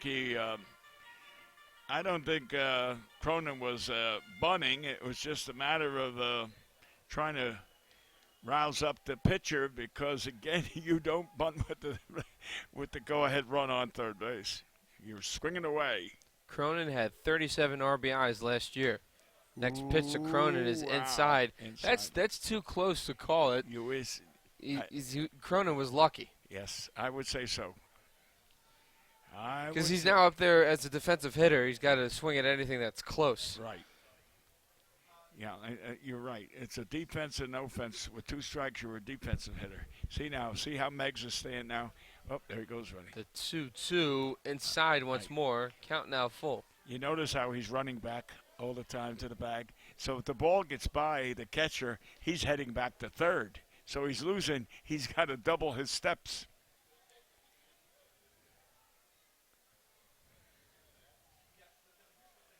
Three and 2 the count to Cronin. Payoff pitch is a ground ball to short. Wobrock fields it cleanly and gets it over to Bryant for the 3rd out. The Otters leave a man on third as we head to the top of the 5th. 2-2 the score. You're listening to Evansville Otters baseball and viewing it on the Otters Digital Network.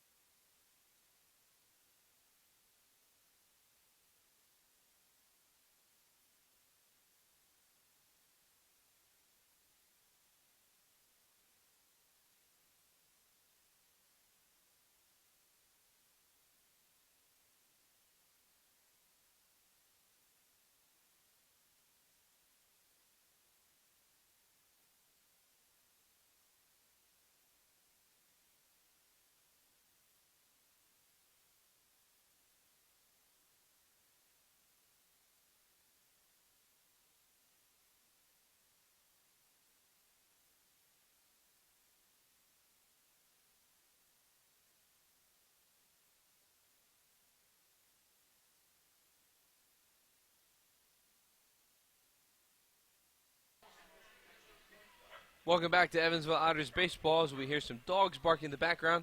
It's Bark at the Park Day. Dave Nguyen and Bill McCune on the call. And I just told Dave that my son will be coming up from New Orleans end of the month, and he'll be bringing his dog, Hershey, and that's about 400 pounds. Oh, man, that's a big dog. Bunt caught by Beardsley for out number 1. 1 pitch, 1 out. He's a monster. When he opens his mouth, I tell you what. I'm afraid of him. I'll be honest. I'm afraid of Hershey.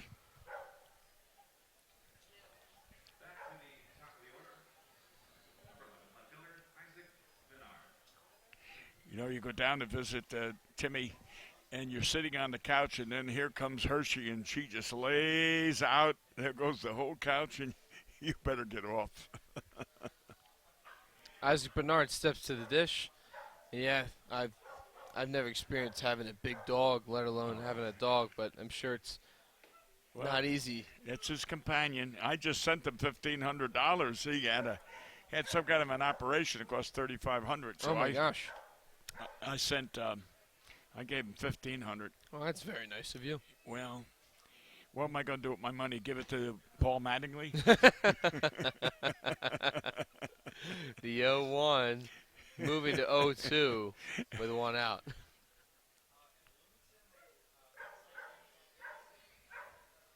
Yeah, it was something about his back, his spine. He couldn't walk. Well, I hope the dog's all right. Oh, he is now. Yeah. Next pitch from Beardsley is a ball. Count moving to 1-2. And you wonder, you think the dogs are telling the Otters to throw some more strikes. Right. That dog down in front of us there, he's barking. He's cheering. There he is. The 1-2 from Beardsley. Swing and a miss, strike 3. You know, he's doing a pretty good job out there when you consider outside of that home run. Those 2 runs, I don't know. Effectively, he's doing well. How many strikeouts has he got? Pintor will be the batter. The count. 5 at least. 5 strikeouts. He's got like 5 walks, too, I believe. First pitch from Beardsley, low in the dirt for a ball. Count at 1-0. Let's see, we got 1, 2, 3. Had 3 in the first inning. 4.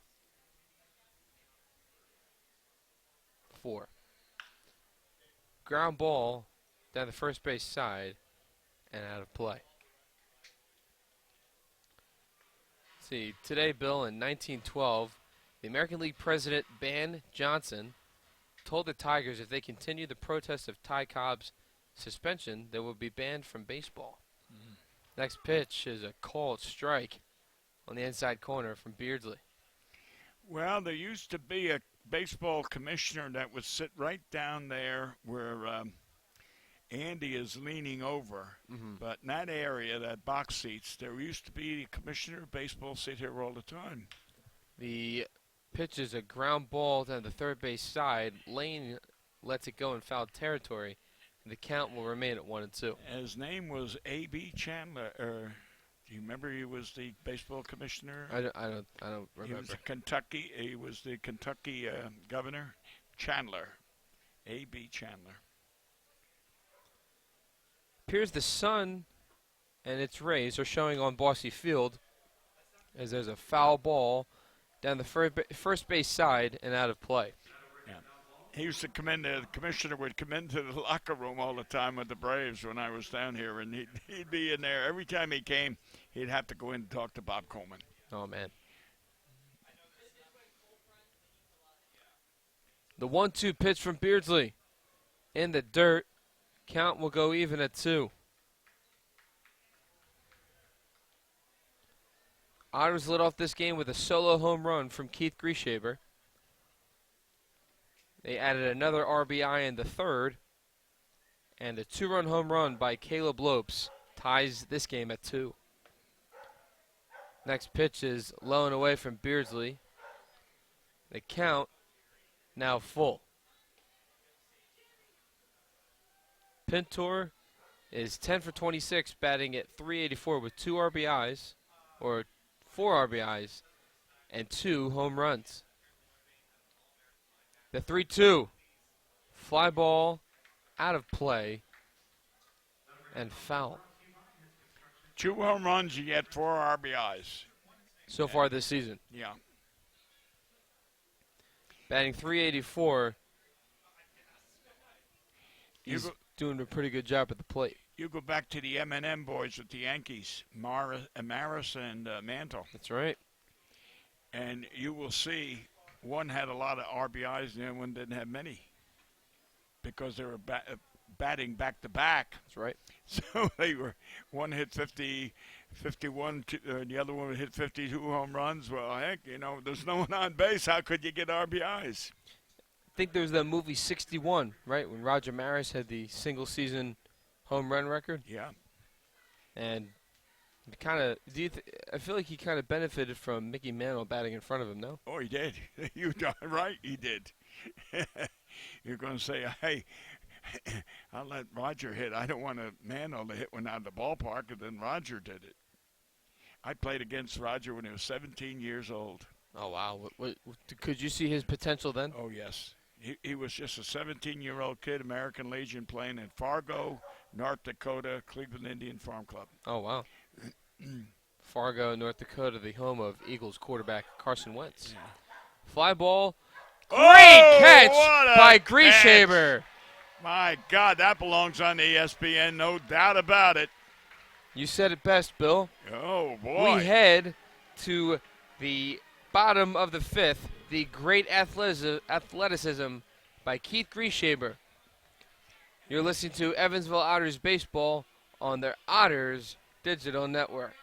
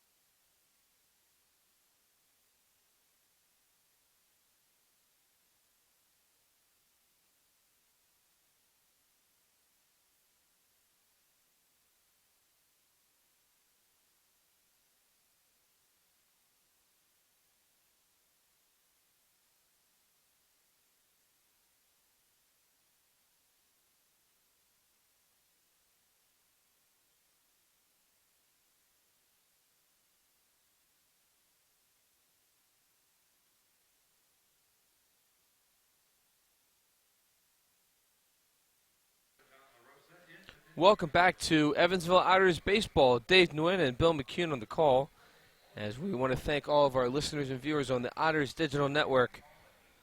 Keith Grieshaber up to the plate, and in the previous half inning, he made an amazing catch with Jeter-like hops out there at short. For some reason, it's an odd thing in baseball. You're out there in the field and you make an outstanding play, and for some reason you always come back and you're batting in that inning. It's just like you have the situation. Grieshaber lines this one to left field, and it is caught by Benard. Yeah, but that Keith is really hitting the ball. I tell you what.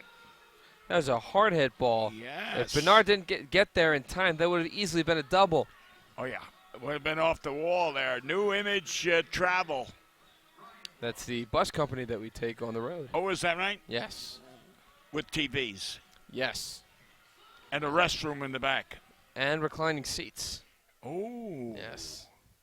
Armrests. Yep. Got all the marbles. First pitch to Ryan Long is a called strike right down the middle.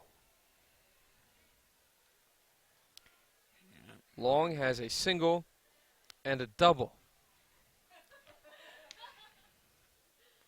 Next pitch to Ryan is down the third base line and out of play. Count moving to 0-2. Well, we know Mom and Dad and Grandpop and Grandmom are down in Chandler, and I'm quite sure, you know, they probably bought one of those monstrous computers like I got. You know, it's about 28 inches. Oh, yeah? Something. Do you have the big Apple desktop? The big Apple screen? No, it's HP. Oh, looks like there's a Ryan Long got hit. Yeah, he got hit twice the other night. HP. HP? Yeah. Okay. All in one. It's Okay. all one of those things. Great. I'll tell you what. Next one I buy is going to be the same thing. All right. Did you get a good price on it? I think it was like 390 or 410 or something like that, around that area. Is that a good price for you? Oh.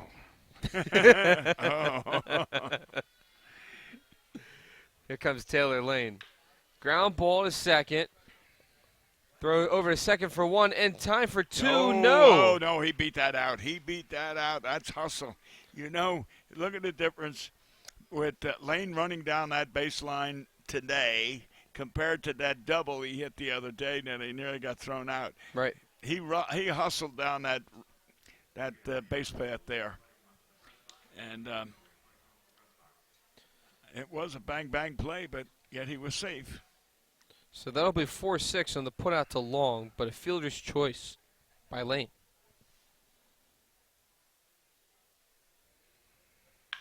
That's gone. Phillips That's lines gone. this deep to right field, and that will be caught.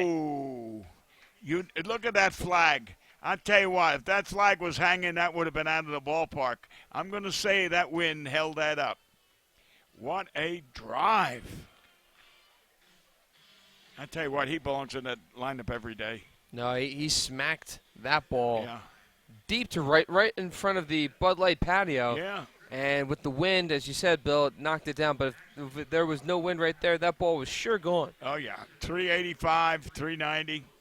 Yeah, right center is about 385 as well as the left center. Yeah. So we'll head to the top of the sixth. Otters leave a man stranded. You're listening to Evansville Otters baseball on the Otters Digital Network.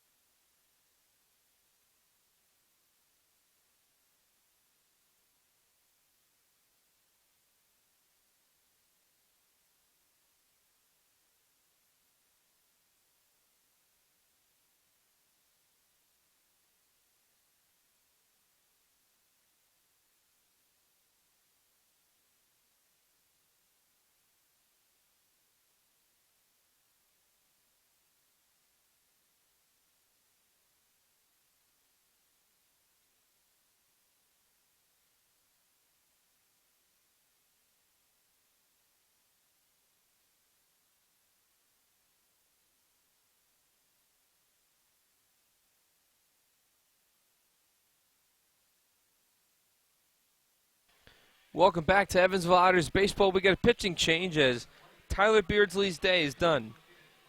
We got a pitcher battery. Pitcher, catcher, battery. There we go. Today's pitcher, catcher, batteries. Matt Rowland on the mound and Dakota Phillips behind the plate. This pitcher and catcher battery is sponsored by the Answer Auto Repair East. Find your local battery needs at the Answer Auto Repair East, located at 2319 North Green River Road, or call at 812-475-9000. Beardsley pitched much better than he did in his first start. Beardsley went 5 innings, 2 hits, 2 runs, both of them earned, 5 walks, 7 strikeouts. Not bad. Most First pitch from Rowland is way outside for a ball. that's there's 4. This is the 6th home game now? Yes. And 4 out of those 6, we've gotten pretty good starting pitchers. First 2 were outstanding between the Irishman, Patty, and Randy Wynn. Randy. They were outstanding. 12 and 13 strikeouts, and then of course the Irishman come back with 12 strikeouts. His next, 10 strikeouts. Yeah, got 22. Yeah. That leads the Frontier League. Yeah. The 2-0 from Rowland is outside once more. Count at 3-0 to Andre Mercurio. Mercurio walked in his both previous at-bats. Yeah. Well, Randy had 13 strikeouts, and I believe he had like 7 his next time out. Yes. Yeah. Yeah, he pitched well out in Windy City. Yeah. As Rowland gets a called strike on the outside corner. Count now at 2-1. Well, hopefully the sun is here to stay, Bill. It's been a really good afternoon for baseball. Yeah, it has. The 2-1 is foul and out of play. Excuse me, not 3-1. So with the sun, the scoreboard is not very visible to me out in left center field, so I'm going to rely on my computer. Good, because don't rely on me. I can't read one number out there. You're just right. The sun is, for some reason, it's not readable. How's that? Readable, readable? Readable. We'll go with that. Ground ball through right by Castro, a base hit. Rounding first, heading to second will be Mercurio, and he'll stand there with a double. That was a sharp hit ball. I don't know if Castro had enough reaction time to make the stop. That was a shot. You're right. And it hung the line. Anytime you get a ball, Dave, first base, third base, and it hugs the line, your third base and your first is going to have a hard time fielding. Especially if it's hit hard. I mean, it's a little trickler down there, then no problem. But when it's slapped. Bring up Caleb Lopes, the man who tied this game back in the fourth. Roland needs to be careful here. He'll check Mercurio at second base. Kicks and fires. Ooh. First pitch is high and outside. Yeah, curveball. It was high.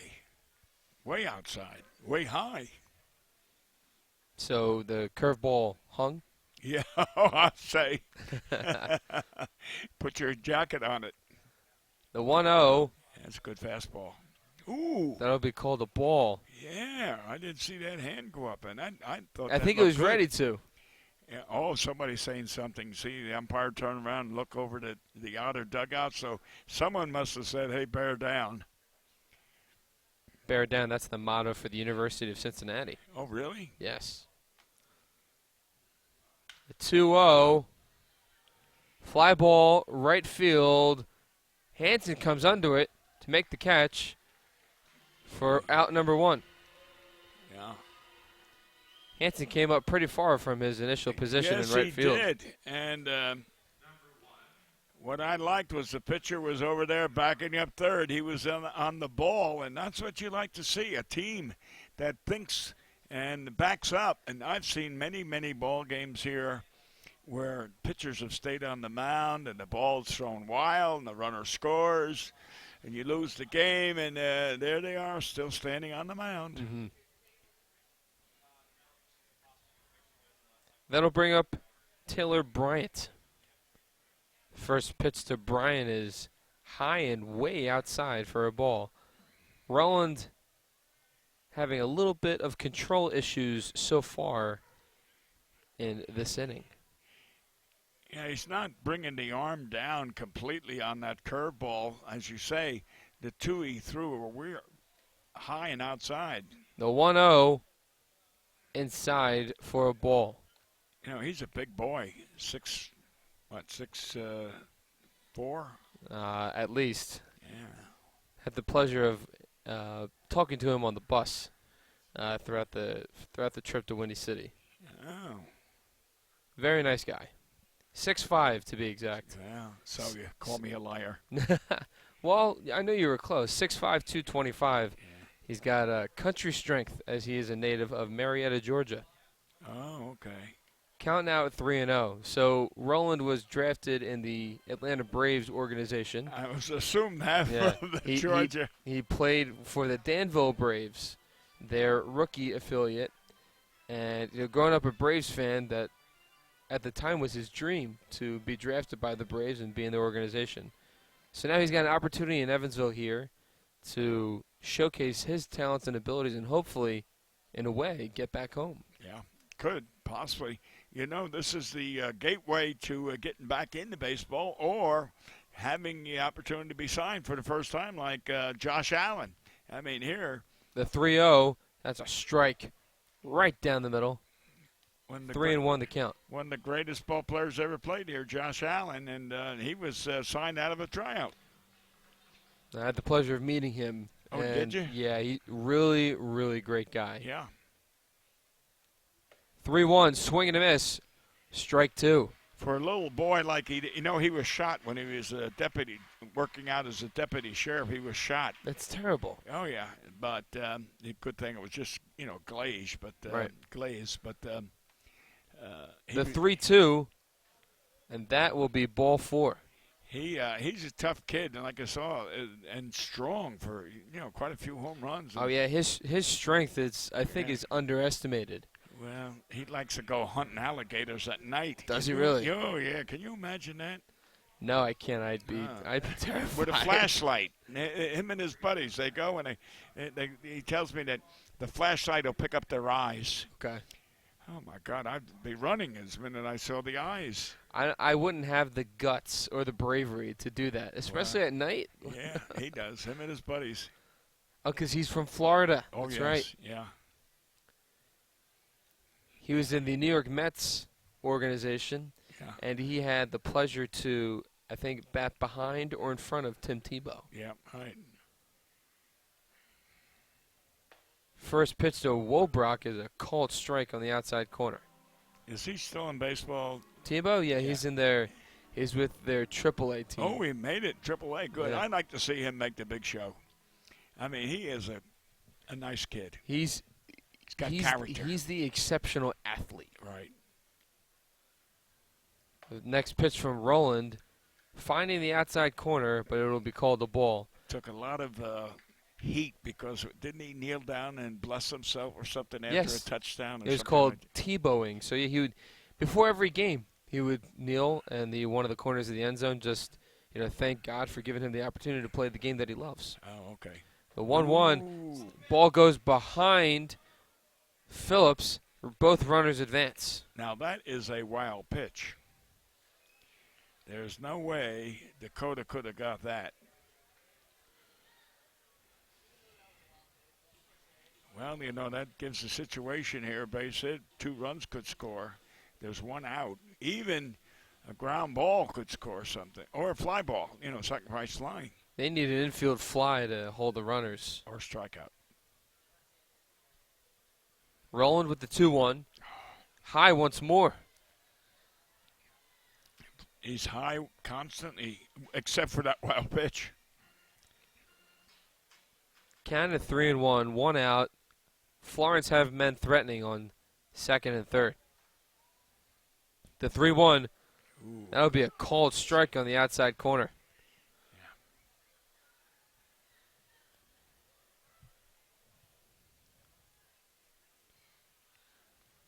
Roland with the glove at his waist. Kicks and fires for the payoff pitch. Called strike 3 on the outside corner. That's a big strikeout there from Roland. It is, and there was no argument on it either. That batter just took a swipe at his bat and walked off peacefully, gently. I'm pretty sure he may have had choice words for the umpire, but he held it back. And that'll bring up Jackson Pritchard, the catcher. So 2 outs now. Easy out at first if a ground ball. And looks like we're going to have action from the Otters in the bullpen. Ooh, Next pitch from Roland is a cold strike. Now there was a good breaking pitch. Right there was a good breaking pitch. You're right. Oh, there's someone warming up in the Florence bullpen as well. There's another one. Same pitch. Called Good. strike Same pitch. on the breaking ball. On the breaking pitch.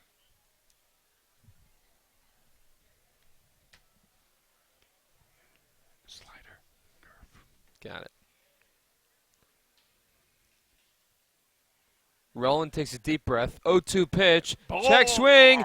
Strikes him out. 3 in a row, same area. He got himself out of a jam. Wow. Yes, he did. We head to the bottom of the 6th. 2-2 the score as you're listening to the Evansville Otters baseball on the Otters Digital Network.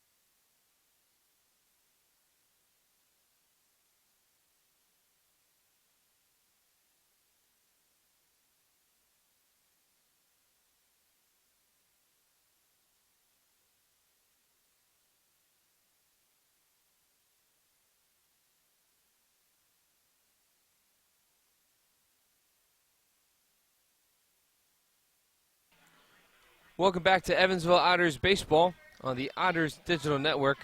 New pitcher for the Florence Freedom, John LaRosa from West Hartford, Connecticut. Ooh. Beautiful Marriott up there. Yeah? Right off the interstate.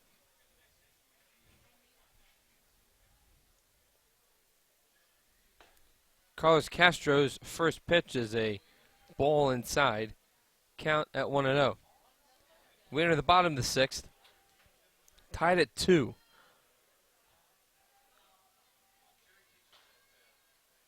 LaRosa's second pitch is a foul ball down the third base side and out of play. This has been a pretty good, interesting game. 2 hits, 2 runs on both teams. Good pitching, good defense. And for the fans' standpoint, very interesting. Dakota Phillips extended the Otters lead to 2-0 as the next pitch from LaRosa is low in the dirt for a ball. Grieshaber hit a home run in the first. Dakota Phillips lined a shot to center field that scored Taylor Lane. And then Caleb Lopez as Castro grounds this to short over on a hop and gets it over to Bryant in time for the out.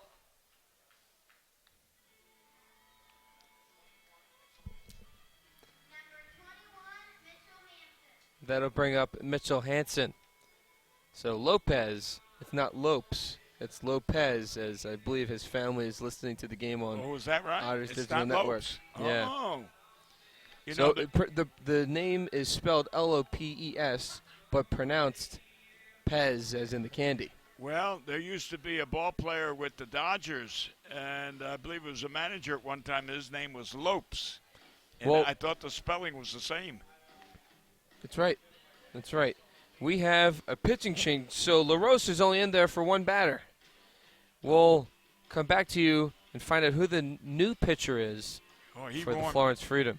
He warmed up quickly. You're listening to the Otters Baseball on the Otters Digital Network.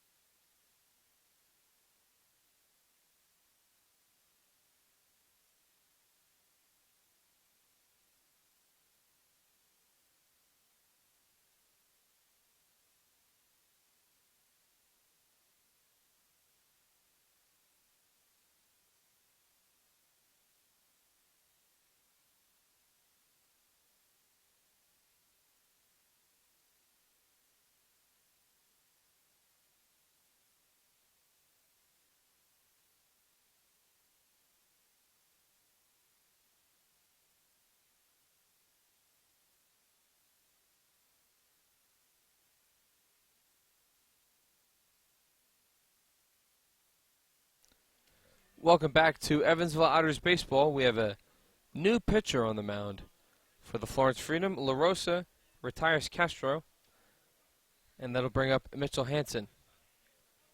We'll get the number on the pitcher shortly.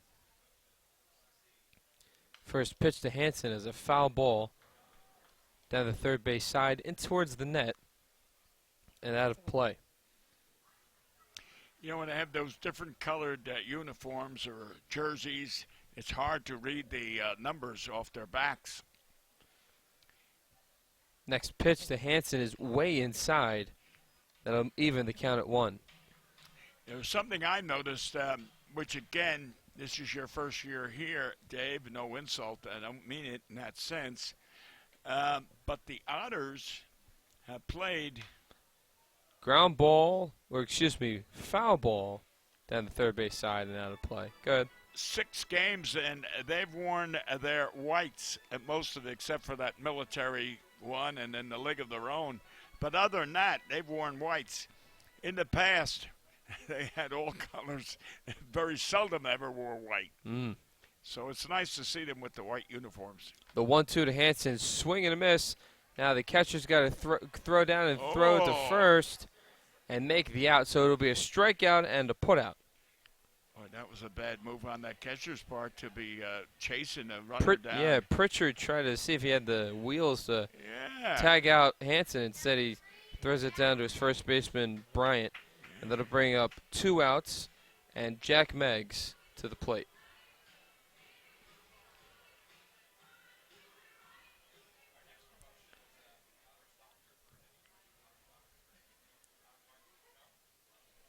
The new pitcher on the mound for the Freedom is Carl Craigie.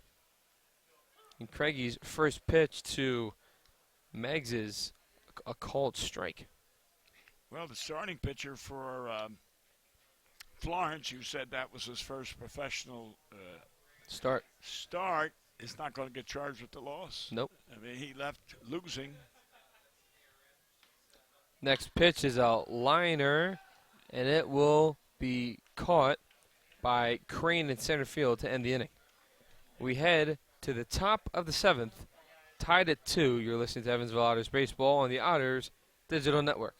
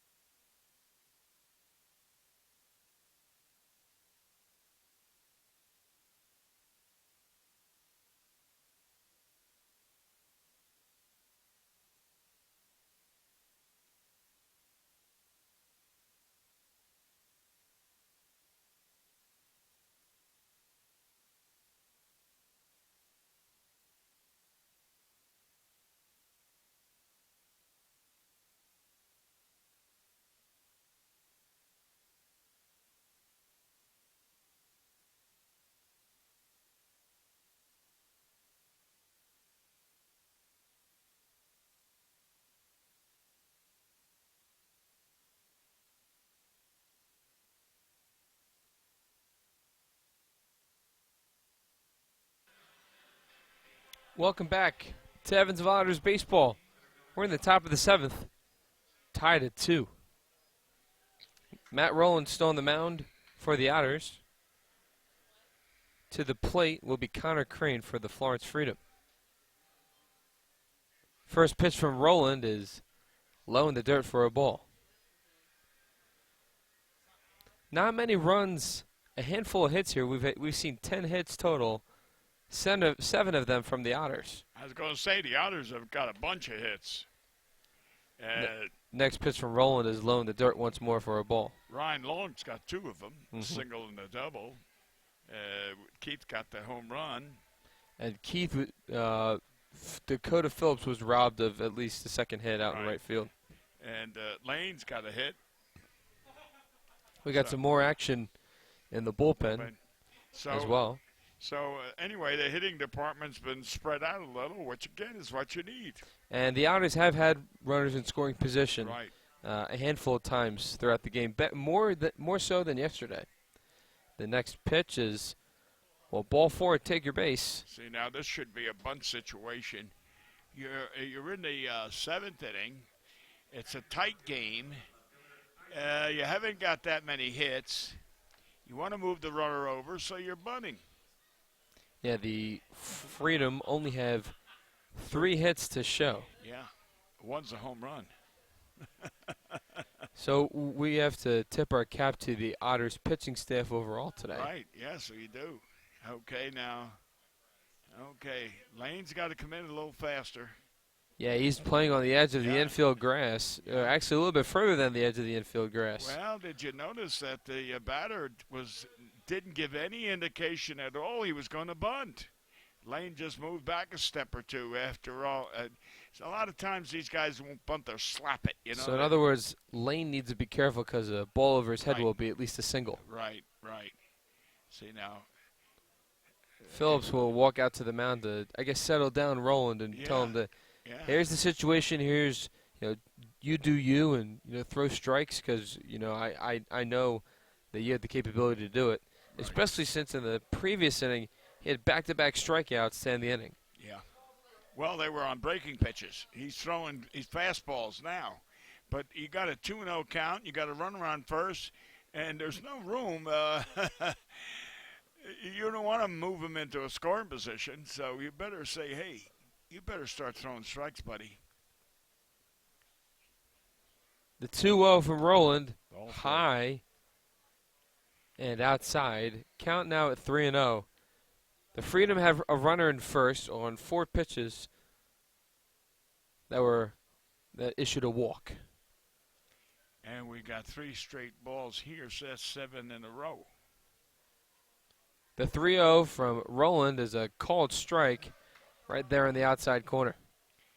Okay. Guys down third giving signs. I used to love to catch and steal the signs of those coaches. Oh, I bet. Yeah. The 3-1 inside, ball 4. I was waiting for the umpire to call a strike on that. I was too, and especially when he started throwing the cap away and, well, not the cap, the bat away. Yep, here comes Max. As they'll they'll talk to Matt Roland. So back-to-back walks issued by Roland. He's out of there. And there will be a pitching change. We'll come back to you shortly as you're listening to the Evansville Otters Digital Network. He's dejected. Look at him walking off that mound.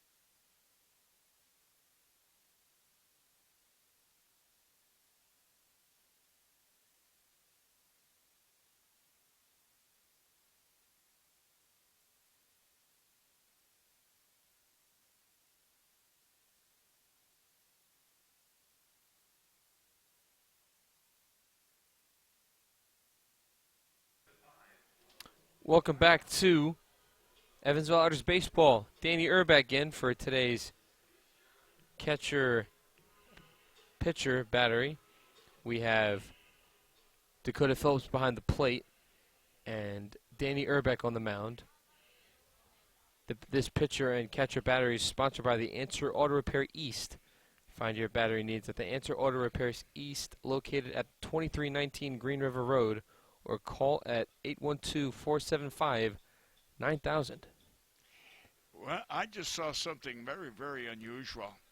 The runner that last walked, that's down on first base, he was in the dugout on the warm-ups. And the coach as well. They both ran down there when the umpire indicated, that was the end of the warm-up pitches. That's unusual. First pitch from Wobrock goes behind Phillips. Don't have to bunt now. Runners now go to second and third. Well,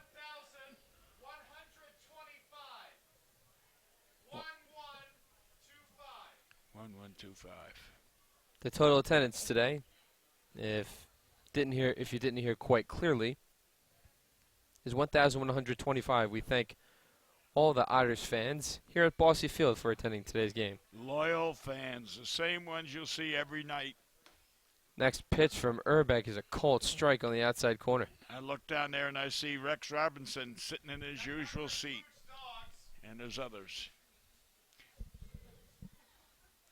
We also wanted to remind the fans that today is Bark at the Park.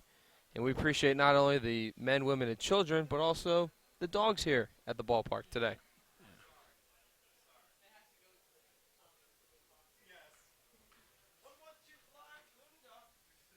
As the sun's out again.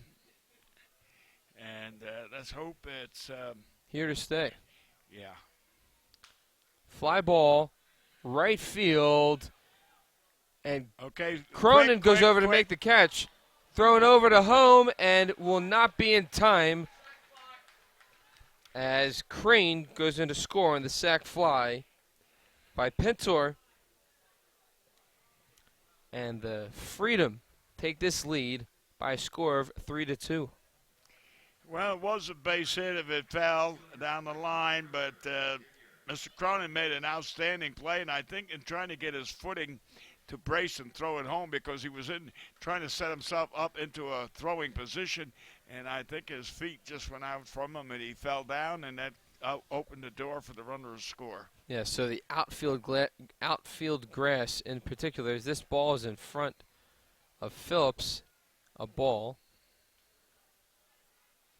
So Cronin was able to make the catch, and I think the outfield grass is a bit slippery, and maybe that's why Cronin wasn't able to stand up and rifle his throw to Phillips at home in time. Well, it all depends on what kind of shoes you're wearing. I mean, today most of the ball players wear those cleats that are rubber and not the metal. Not the metal spikes, yep. Right, the metal spikes would have dug into the AstroTurf or into the turf, yep. Whereas the plastic tips. Plastic, you slide, so it's a difference. Men on second and third once more as the pitch to Ramirez is fouling out of play. Ramirez, his last at bat, hit the shot to Grieshaber when Grieshaber jumped up and made the catch. Oh, yeah, that was a great catch. Otters now down 3-2 with one out. Top of the seventh. The next pitch from Wobrock is way outside for a ball. Well, we got one out, all right? Count will be at 2-2.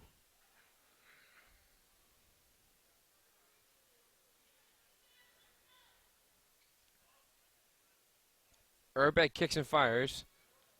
And that'll be a ball low. Count goes full.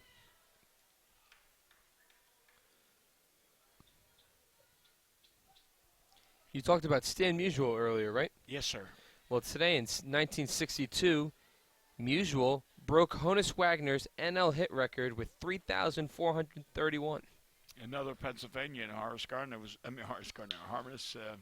As there's a ground ball to Cronin at second, gives it over to Castro to first for out number 2. Horace Wagner, I think, was a Pittsburgh. Pittsburgh Pirate, yep. Yeah. I believe I met him. I'm not sure. Honus? Yeah. Yeah, it was in Pittsburgh at American Legion dinner or something like that. Let's see, how many years ago was that? You're showing your knowledge on me. It got to be 50 years ago. Oh wow. Yeah, got to be at least 50 years His ago. baseball card is the most rare and the most expensive. First pitch to Andre Mercurio is inside for a strike. Mercurio reached on a double the last time up. Then he advanced to third on a wild pitch. Yeah, it had to be like 1968, 69, something like that. I met him.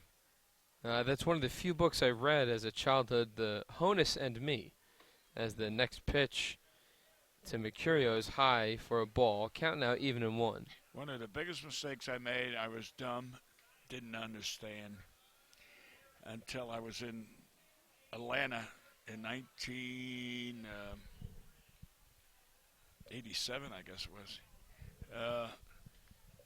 I should have gotten autographs of those Hall of Famers.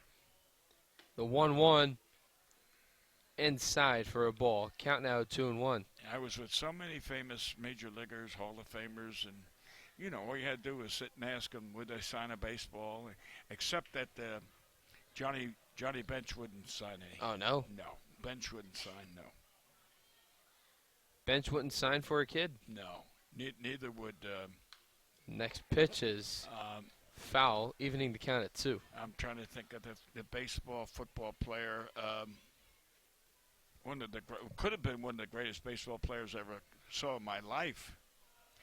Oh, my God. Injured himself playing pro football. Bo Jackson? That's what it is, Bo Jackson, yeah. Oh, he was unbelievable. One of the greatest. Dave, I'll tell you, first time I ever seen him. Kansas City?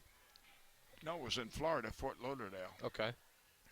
After this pitch. The 2-2 outside for a ball. And they were playing the Yankees, and he got up and he hit a ball. And I was watching the outfielder field it. It was in the right center. I was looking at the fielder. And the next thing I know, he's in third base. I said, my God, how did he get there? Well, later on, he hit a duplicate. Now I watched him. I didn't watch the fielder. I watched him. Mm-hmm. Next pitch is foul. No, it went off his elbow. Hit off his elbow. So that's why you should have walked. It was a 3-2 count, but because it hit him, that calls for a time to stop because it hit the batter. Oh, it hit batter, right? So, yeah. So then one day in Fenway, I saw him leap in the air like Superman. He was prone, and he made a catch. And he hit some of the longest home runs you ever saw. The ESPN did a really good documentary on Bo Jackson. It's incredible the stuff that he was able to do. Oh, my God. He could run like a deer. He could throw. Running back as the first pitch to Lopez, who tied this game in the 4th inning, has a strike. The only mistake Bo Jackson made, and that was his first year compared to his second year. His first year, he swung at everything, struck out too many times. Okay. Next pitch is a swing and a miss by Lopez. Count moving to 0-2. Second year, he cut down on his strikeouts and started swinging and hitting a lot more balls. And I would say as long as he continued to improve, he would have been one of the greatest ever to play baseball. He's arguably the best athlete in history. There you go. The 0-2, swing and a miss, strike 3. Good pitch. It's stretch time here at Bossy Field as the Otters are down by a score of 3-2. You're listening to Evansville Otters Baseball on the Otters Digital Network.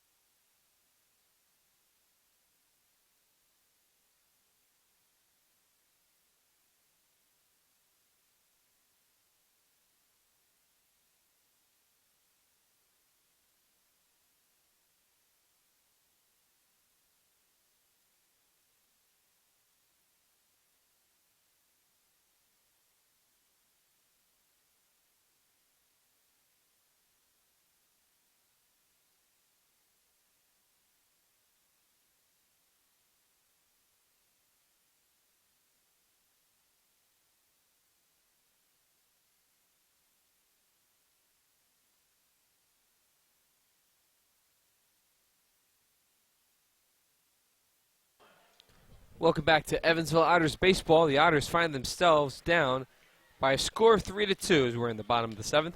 Dave Nguyen and Bill McCune on the call.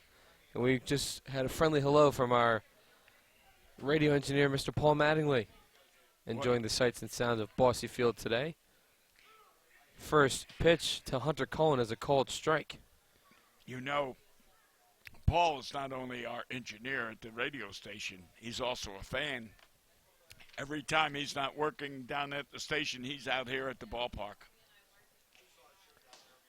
Cullen swing and a miss late on the fastball. Count at 0-2.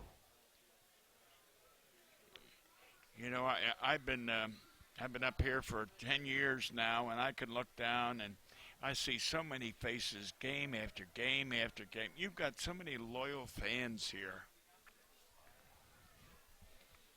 Craigie, the 0-2's way inside, nearly hit the elbow of Hunter Cullen. Count going to 1-2.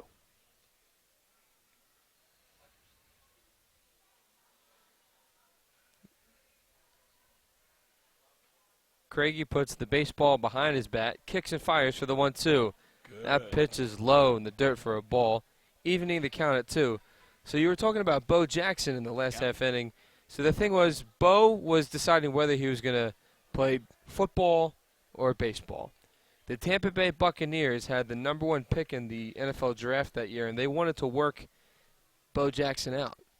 Well, NCAA rules said that Bo Jackson couldn't work out until, I guess, he had an agent, as the next pitch to Cullen is low in the dirt for a ball. Count goes full. So, due to NCAA rules, he couldn't work out with anybody. And Bo was still playing baseball for Auburn that spring. So, the Buccaneers tell Bo, said, hey, you know, come down and work out for us. We talked to the NCAA. And there's a pop-up. Pritchard throws off the mask and makes the catch for out #1. Good play there by the catcher, Pritchard. And if you notice, Pritchard just shoved the umpire out of the way. Mm-hmm. It was a pop fly, short pop fly, in back of home plate. And Pritchard went to get it, and the umpire was in the way, gave him a shove. Anyway, hey, get out of my way. Go ahead, continue your story. So the Buccaneers told Bo, hey, we talked to the NCAA saying that you can work out for us. So Bo went down to Tampa and worked out with the Buccaneers. Turns out that the Buccaneers lied to Bo, and Bo said, you know what, because of that, I'm going to play baseball. The Buccaneers still drafted Bo Jackson #1. He goes, well, because you disrespected me, I'm going to disrespect you and play baseball for the Royals instead. Next pitch to Cronin with 1 out down is a strike. I think I can add to that if you want me to. Yeah, as Cronin hit the ball foul. Bo was playing for Auburn, and my brother Jack told me we want you to go down there and see Bo. You went down to Alabama to see him? I was supposed to. The next pitch to Cronin is a foul. Looks like a foul tip and strike 2. I was going down the next day or something after Jack called and told me to go down there. And then, just like you say, the Buccaneers sent a plane for him, that he went down there to work out with a plane that the Buccaneers provided. That automatically cut off his college baseball. That's right. He couldn't play baseball no more, so I got to tell Volkov, says, don't go down there. He's ineligible. He can't play no more. No. So I never did see him play college ball, but I was supposed to. There were stories that he hit a home run so high that it broke a light bulb up in the stadium. The stories were crazy of how great of an athlete Bo Jackson was. Yeah. The next pitch to Cronin is in the dirt for a ball. Count now even at 2 to the man from Orland Park, Illinois. Yeah. Did you see him climb the wall and make the catch in center field one year? No. He made a catch at the wall in center field, and his forward momentum was going to crash him into the wall. So instead, he leapt up and walked on the padding in center field. I believe either Kauffman Stadium or some other stadium that he has, as Cronin strikes out swinging for out #2. No, I remember that outstanding catch in Fenway Park. I mean, there's a lot. I saw Bo play a lot of baseball. You know what? I think he made that catch in the All-Star game. Did he? The All-Star game that year. He's one of the. He might be the only athlete to make the All-Star team in both football and baseball. As we got a pitching change for the Florence Freedom, we'll find out who he is briefly. We'll go to a commercial break. You're listening to Evansville Otters Baseball on the Otters Digital Network.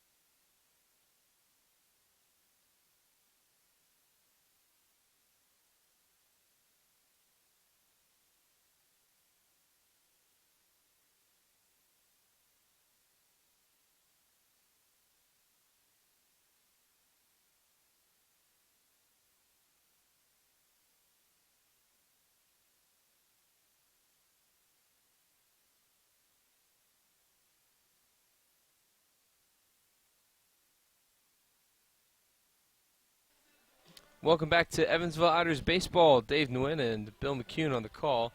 We got a pitching change for the Florence Freedom as Cole Craiggie's day is done. They'll bring in Brian McKenna from New York, playing for the Freedom last year. Grieshaber will foul this one behind the net, and the catcher Pritchard for strike number one. Pritchard hit a pretty good. Keith hit a pretty good ball to left field the last time up. Yes, he did. Next pitch to Keith is a foul ball once more behind Pritchard, moving the count to 0-2. 2 outs. Otters down by a score of 3-2. Otters have 7 hits on and 2 runs.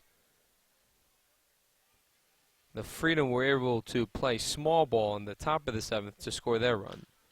Next pitch to Grieshaber is fouled down the first base line and out of play.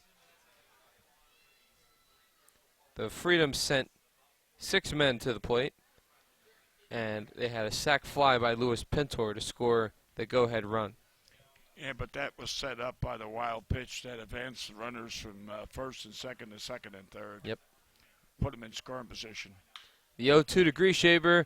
This ball is hit to the outfield, and a diving catch made there by Connor Crane. I tell you, we have seen so many outstanding outfield catches. It's unbelievable. I mean, that was, again, an ESPN shot.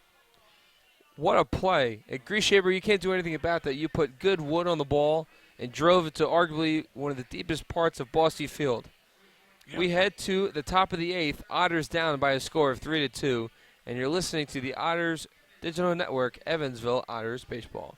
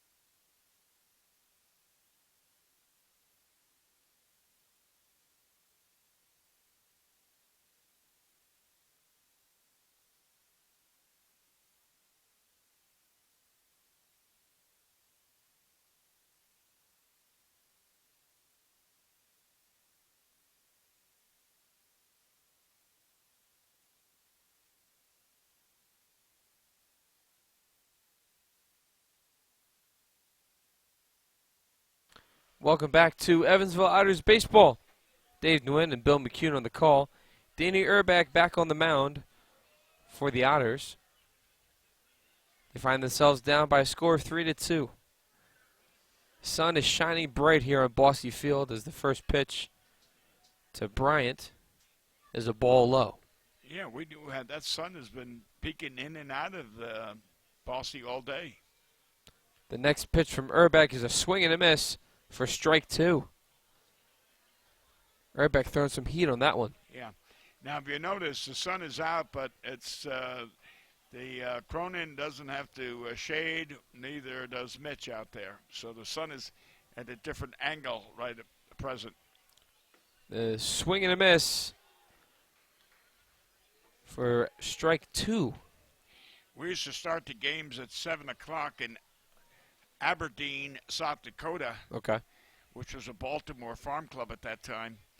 And the sun went down directly over center field.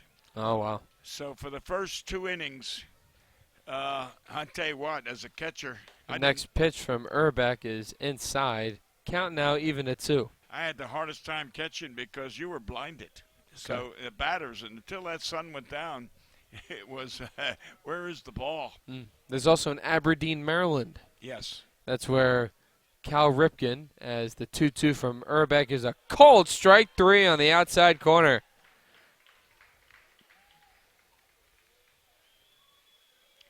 Cal Ripken, what? Cal Ripken has contributed a lot to youth baseball.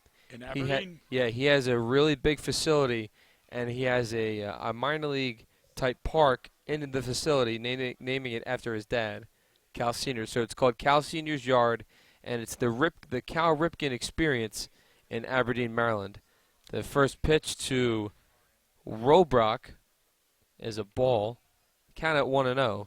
So in the facility, it has like 7 or 8 baseball stadiums or baseball fields for kids from the youth age to about maybe 5th and 6th grade, 7th and 8th grade at most, to play AAU tournaments and summer tournaments from the spring to the end of summer.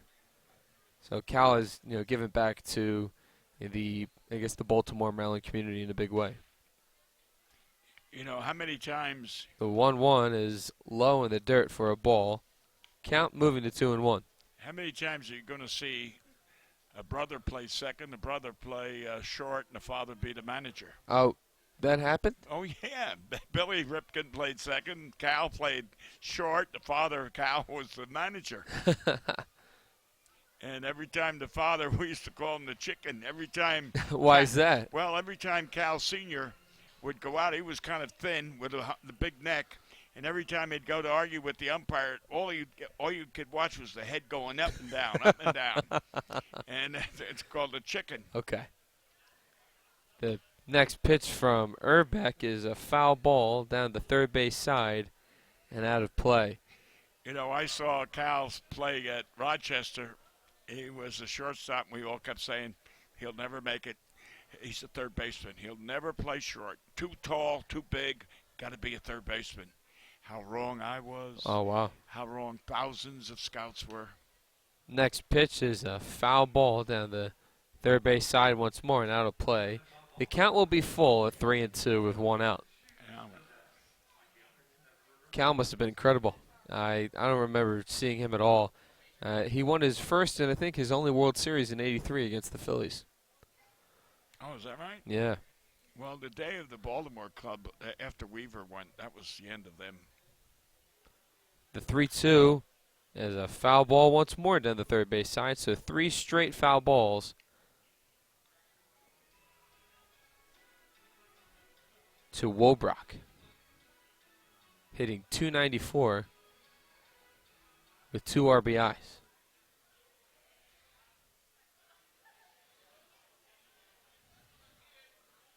Urbach takes a deep breath on the mound, kicks and fires, and this ball will be foul. Yeah. Hitting the bullpen of the Freedom down there on the left, near the left field line. See, if you notice, you got an opposite field hitter just like that. You got a left-hand batter, and they hit the ball to left, or take a right-hand hitter hitting the ball to right. the ball is always drifting away from the fielder going toward the sideline because they're sliced. That's why it makes it very difficult to catch them.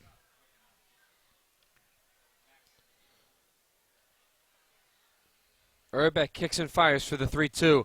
Called strike 3. And what happened? Here he is halfway down to first base. Hey, boy.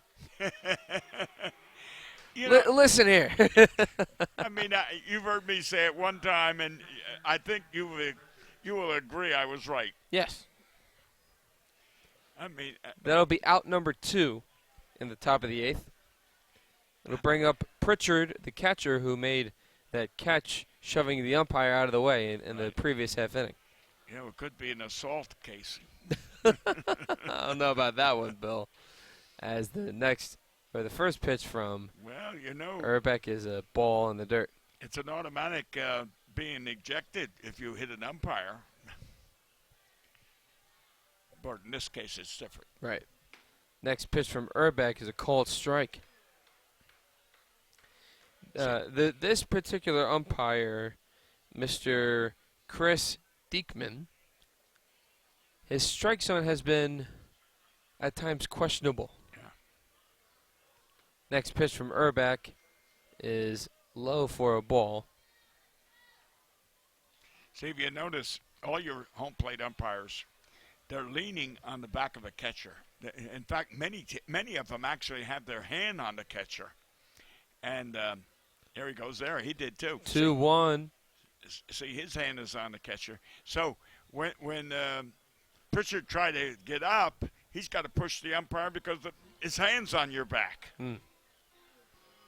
Now, why does the umpire, why would he put his hand on the back of the catcher? Well, because he's getting low and he's balancing himself.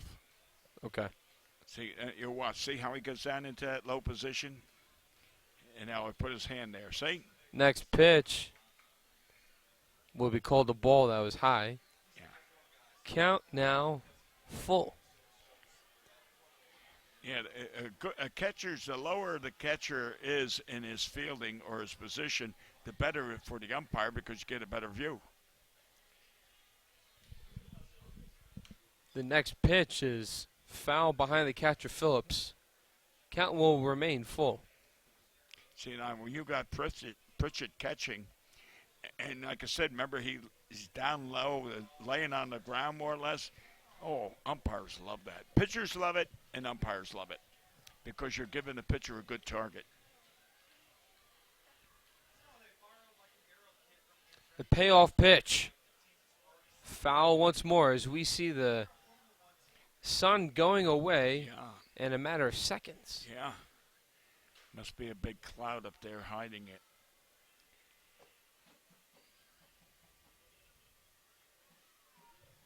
Yeah, fans are still here. 1,125 Yeah. men, women, children, and dogs. As it is Bark at the Park Day. It's a hit batter there by Danny Urbeck, and Pritchard will take his base. You know, watching this series, this is the third game. How many batters have been hit with pitches? You take Ryan got hit Twice on Friday. Twice on Friday, once today. That's 3. I think didn't Hunter get hit once? I believe so. And then how many times we have hit theirs? I'm going to say at least 6 or 7 batters have been hit. See, we have in this series. One as a called strike from Urbeck to Connor Crane. 0-1 the count. At least 1 today. 2 today. Yeah. Next pitch from Urbeck is low and away for a ball. Count out even at 1. 2 outs. Top of the 8th. 3-2. Freedom to score. Runner on first in Pritchard. Urbeck will check the runner Pritchard at first. Kicks and fires. And that pitch is a fly ball. Center field. Cullen goes under it. Blocked the sun with his glove to make the catch. And the final out of the inning. We head to the bottom of the 8th. Otters down 3-2. You're listening to Evansville Otters baseball on the Otters Digital Network.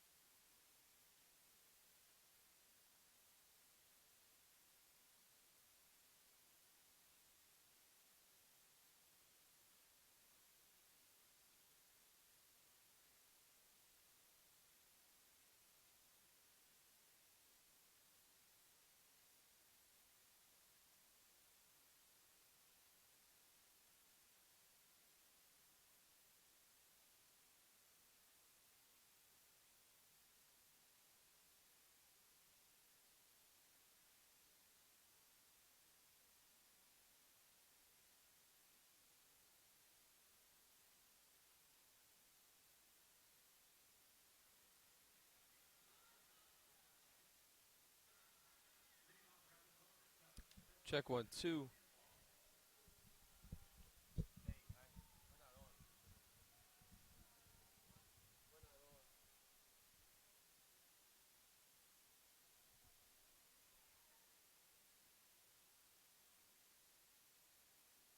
Check 1-2.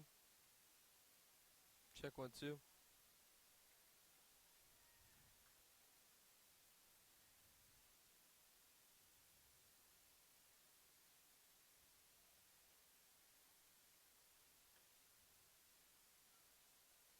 Check 1-2. Check 1-2. Check 1-2. Check 1-2. We're okay? Check 1-2. We said we're okay. So we're still on. Okay, check 1-2. Sorry, So, Bill, we really can't hear ourselves, but we are still on the internet. And I can hear myself. we wanted to make sure that we were, we didn't want to say anything inappropriate on the air. So, well, I generally don't say things. I say things idiotic, but not crazy. Okay. So Ryan Long will enter the batter's box. He's got a 3-1 count, and he could use a hit right here. Oh, here we go. There it goes. That's lined gone. it deep, That's gone. right center, That's and gone. that is out of here. That's gone. Ryan Long ties this one at 3. Number 3 home run. How many RBIs? He had 7. Does this make it 8? Yes, sir. Am I Yes, right? sir. All right. Yes, sir. Mom? I said he could use a hit right here. Yeah, you did. Yes. Ties this one, and shout out all the way back to his family in Crandall. Mom and Dad, Grandmom and Grandpa, I know you're looking up in the air and you're saying, thank God. Anyway. New ball game, Bill. Taylor Lane at the plate. One of our favorite ball players here in Evansville, and he came through as usual. That's 3 hits today, isn't it? Lane, line shot to second base, and good play there by Lopez. He dropped but the ball. The first baseman, Bryant. He went off the base. See, the umpire was yelling. He went out. On the stretch, he took his foot off the bag. So the first baseman, Bryant, wasn't able to step on the bag, and that will be An Error on that play. I tell you what, I don't know how you see it, but that lane is showing me something as far as hitting the ball. Well, he's been given opportunities and taking advantage of it. He is. He's making contact an awful lot. He didn't have he's maybe don't have that many hits, but I tell you, he makes contact every time up. It'll bring up Dakota Phillips. He has an RBI in this game as the first pitch to Phillips is low in the dirt for a ball. Phillips had an RBI single to give the Otters a 2-0 lead back in the third, and he has had a fielder's choice, the last time up he had a hard hit ball to center field that was caught. This is in the air. Deep left center field, and that ball is gone! Go ahead, 2-run home run by Dakota Phillips. Otters retake the lead at a score of 5-3. His second home run of the season, second home run over the center field wall. And if you're looking, and then where you are on the computer, that ball went over the 400-foot sign. So people don't have to believe us. They can actually see it themselves. And I tell you what, it was questionable for me. I kept watching the center field. He kept drifting back, indicating he had a chance. But he ran out of room. What a home And run. the fans here at Bossy Field are alive. First pitch to Carlos Castro is a strike. 3 batters, 2 home runs. 3 hits. Yeah, we're ahead now. What's that, Next 3? Next pitch to Castro is a ball. Count even at 1. We were down 3-2, and now we just scored 3 runs, so that means we're up. 5-3. 5-3. 9 hits today for the Otters. Yeah. And they're looking to add more. Next pitch to Carlos is a called strike. Well, that's our 3rd home run for the Otters anyway. Keith got a home run to put us ahead in the beginning. Now you got Ryan, and now you got Dakota. Dakota. Called strike 3 to Carlos Castro, and that'll be the first out of the inning.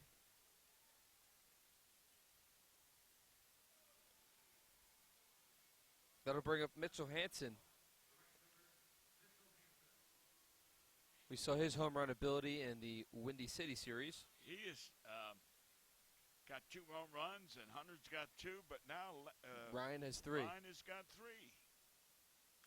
First pitch to Hansen is foul down the third base line and out of play. You notice, I don't want to brag, but you can pat me on the back if you want. Okay. I kept saying that Ryan was abbreviated bat, and that's why he wasn't hitting the ball well. If you notice today, he's getting that full arm swing, and that's when the ball is jumping off his bat. That's what he's got to do.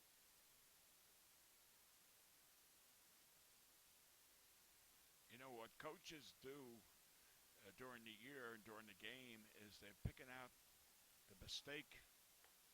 The called strike 3 to Hansen. He goes down on 3 pitches. Coaches, what you do is you sit and you study, and then you get the guy in the dugout and you say, you know, you're doing this wrong or you're doing that wrong. If you do something else, it might help you. And so someone might have said to Ryan, hey, start taking those full cuts like you should. And or maybe his mother and father might be listening to us, and they called Ryan last night and said, hey, listen to Mr. McCune. This pitch is flied to right by Meggs and out, number 3. Otters retake the lead. Solo home run by Ryan Long ties the game. 2 batters later at Dakota Phillips, 2-run home run gives the Otters a 5-3 lead. We'll bring in Tyler Vale to try to close out this game for the Otters. You're listening to Evansville Otters Baseball on the Otters Digital Network.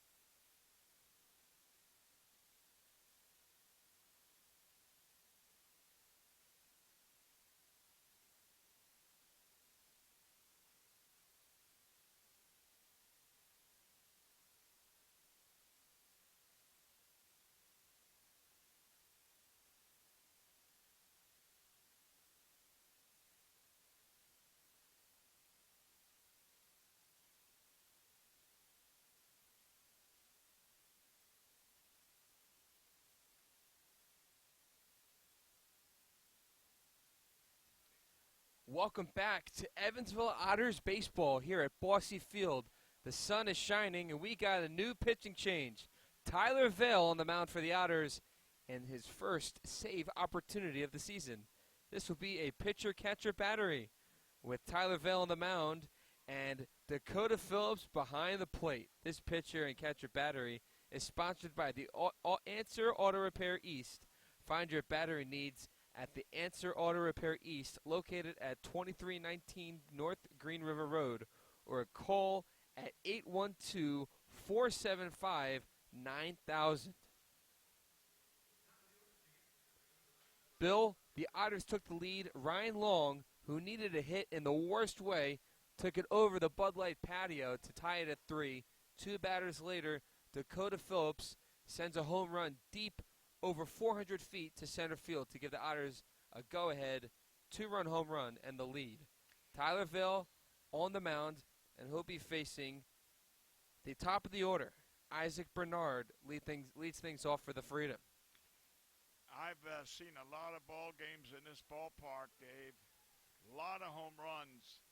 You don't see many over that center field wall or fence, whatever you want to call it, right where it says 400. You don't see many. And here you got, you described when Dakota was on the road about a 400-foot homer. Now he comes back here and he hits a 400-foot homer. So, guys hit 320-foot home runs, but anyone that hits 400-foot homers means he's got a little power. Count now even at 1. A cold strike and a ball were the previous 2 pitches from Vale. You've got to make some changes and put him in that lineup at least.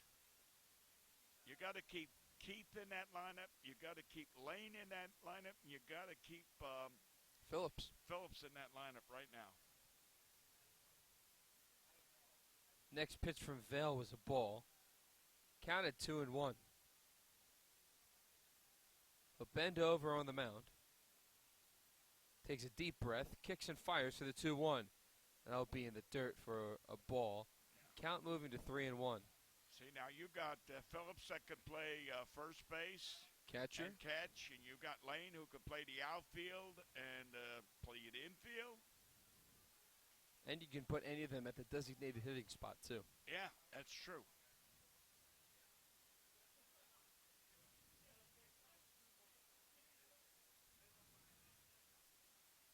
The 3-1. Ripped to right field. Hanson going back, and that ball hits off the Bud Light line patio sign. And a second goes Benard, and he leads off the 9th with a double. That was a big hit for the Freedom. Well, if you notice, Mitchell, when he went after that, he knew it was in the ballpark, and he was running such an angle that he was waiting for the ricochet to come off that wall, which he did. 1 or 2 hops, he picked it up, threw it quickly back into second base. Now, that was good defensive playing on his part. There was no way he was going to get it because it was a line drive and away from him, but he played it well. Here comes the dangerous Luis Pintor. Dale's got to get that breaking pitch. Remember, he came in the other day. It was fastball, fastball, fastball. There's the breaking pitch there. First pitch to Vale is a ball. Now, if you're Tyler Vale, you've seen how effective Luis Pintor can be at the plate, so you don't want to give him a pitch that he can hit. You want to go around him. 1-0 the count to Pintor. Vale takes a deep breath on the mound. Kicks and fires for the 1-0. A check swing and a cold strike. And that was 2 in a row curveballs. One was just away, and the other one was perfect. Vale puts the baseball behind his back. Agrees with the pitch with his catcher Phillips. With the glove at his waist, takes a deep breath. Checks the runner at second, kicks and fires. That pitch is outside for a ball. Count. 3. 2 balls, 1 strike. Okay. Thank you, because that. Well, all 3 were curveballs. 2 were a little away, and 1 was a perfect curve. So it's 2 balls, 1 strike. Vale, another deep breath on the mound. Kicks and fires. That pitch is low between the legs of Phillips, and Benard will trot over to third without a throw. Pass ball. That'll be ruled a pass ball.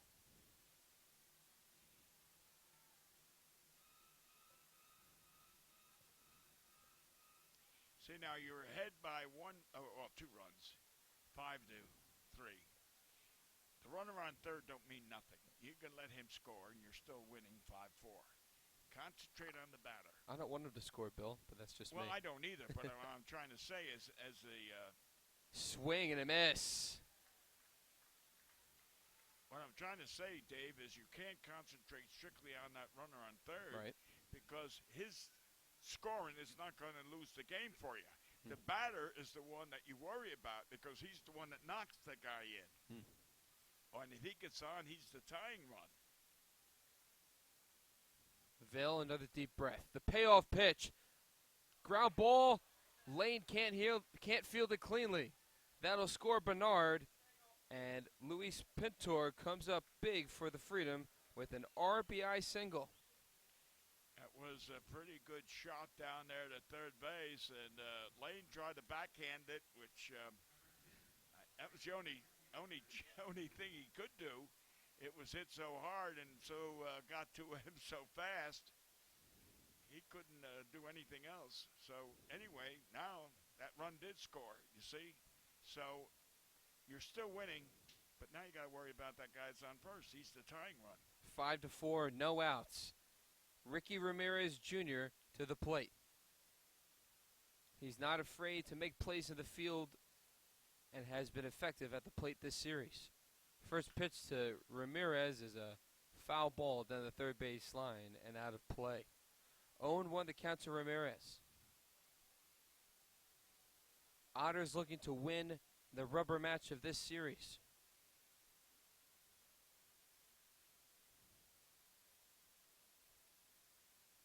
Sun is out. Flag blowing very fast out there in center field in the west direction. The pitch from Vail showing bunt. Phillips not throwing down to first base as Castro was not on the bag at all. He was playing the bunt, moving up towards the infield grass. Good call. Good call. That's exactly what happened. In the meantime, it puts the batter at a disadvantage. 2 strikes.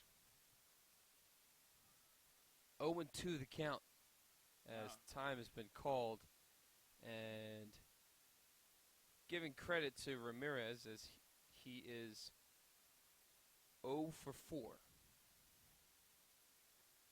Trying to disrupt the rhythm of Vail. Kicks and fires for the 0-2. Swing and a miss. Strike 3. That's what you needed. You needed that big out. Right there on the fastball. Oh, yeah. That was. You're right. Good call. Good fastball. And Cronin went to visit Vail on the mound. What do you think Dave was trying to tell Vail? I don't know. You know, it looks like Cronin and Grieshaber are playing towards second base at double play depth. And that'll bring up the designated hitter, Andre Mercurio. Well, you know, he might have said, and I don't know what he said, but he might have said. Let's get a double play ball. No, just that right there. Oh, watch the runner at first as he's headed to second, and Pintor uses his speed getting to second base safely. So And now the double play And that's is out of exactly reach. what I was going to say, and you beat me to it, which is good. Good observation on your part. Yeah, you know, heads up. This guy can run. Make sure you keep him tight. And don't throw a curveball because that gives the runner the extra step. So Grieshaber trying to keep Pintor in check at second base, and Cronin at second will be playing on the edge of the outfield grass in his regular second base position. Grieshaber will back off as well, towards, and that'll be, I believe it'll be a foul ball behind Phillips. Count now at 0-2. You know, I wonder why. I know he had a big jump, but I wonder why Dakota never even attempted to throw.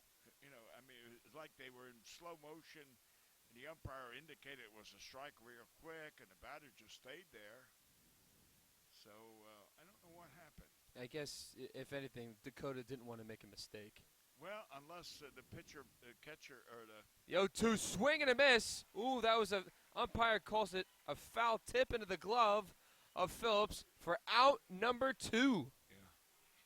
What I was going to say is maybe the batter blocked Dakota's view and didn't realize he was going stealing. You know, sometimes that happens when you have a left-hand batter. You don't see that runner that clearly. That'll bring up Caleb Lopez, that was a big out, who tied this game back in the 4th, tied it at 3. 5-4 to score. 5-4 the score. Otters hold 1. The first pitch to Lopez is a called strike right there on the inside corner. Off speed on that one. Pintor, the runner in scoring position at second base. Castro's playing close to the line. Lane should be over there another foot or two toward the line. Don't give up the double. Vail looks at Pintor, kicks and fires, and that pitch is a ball. Count now, even at 1.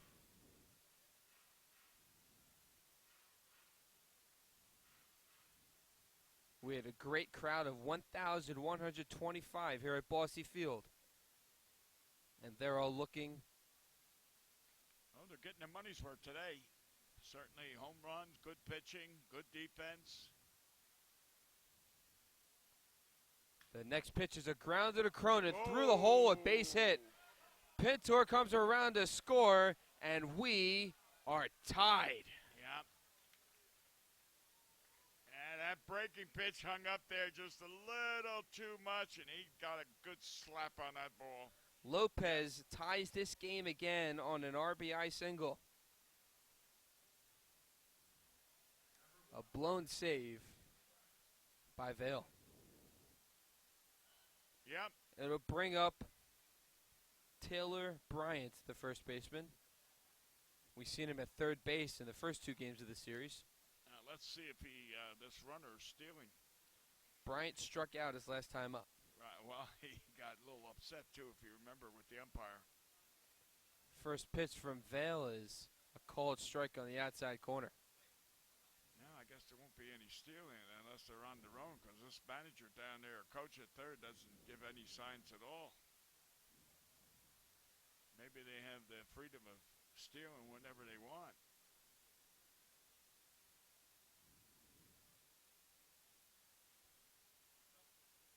Next pitch from Vail. Pop up in the infield. Grieshaber saying he's got it. And he'll make the catch for the third out. The Freedom tie this game on 2 singles by Pintor and Lopez. We head to the bottom of the 9th.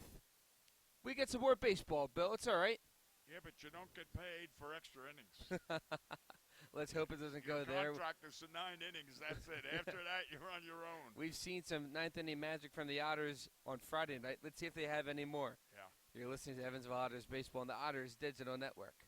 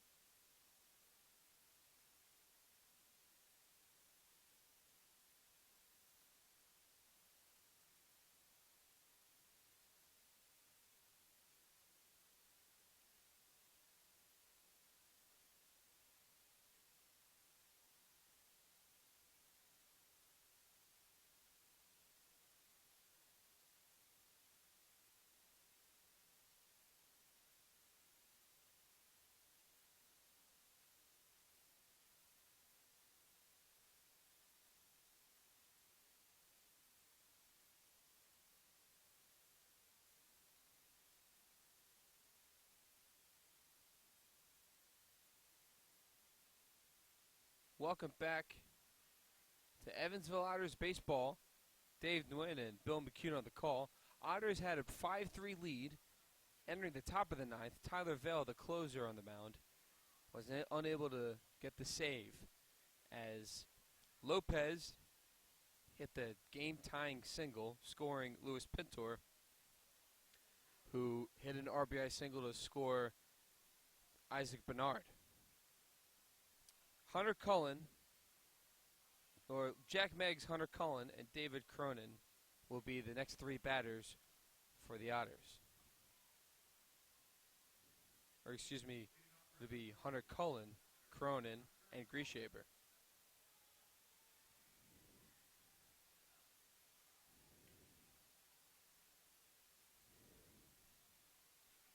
Now, if Hunter gets on, I know he can run, but I'd still be butting him over.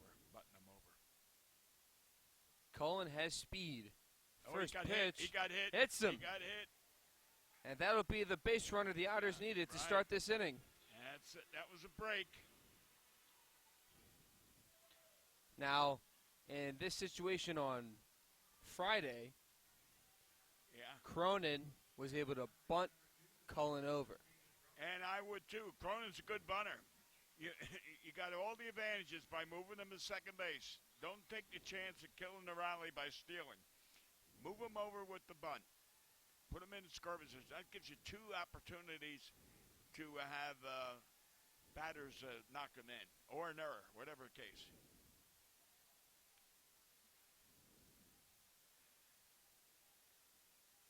The next pitch from Mordecai is Cronin pulls his bat back for a bunt.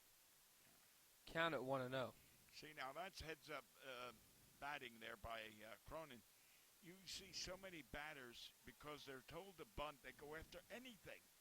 Hey, if it's not a strike, let it go. It's a ball. We'll take a walk as well. Mordecai kicks and fires, and Cronin pulls his bat back once more. Yeah, see. Count now at 2-0. A walk is just as good.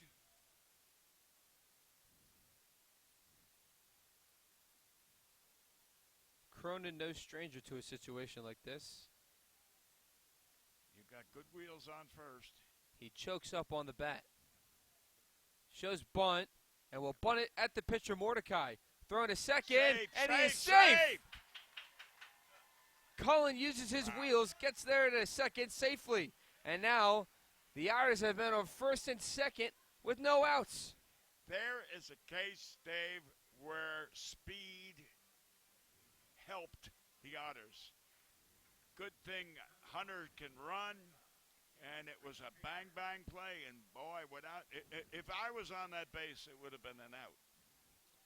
Keith Grieshaber scored the game's first run with a solo home run back in the first. Hit that home run roughly 3.5 hours ago. And I'd have him bunting, too. Yeah? Yes, I want that runner on third with one out, which gives me the opportunity for the sacrifice fly. No, but Bill, we got no outs.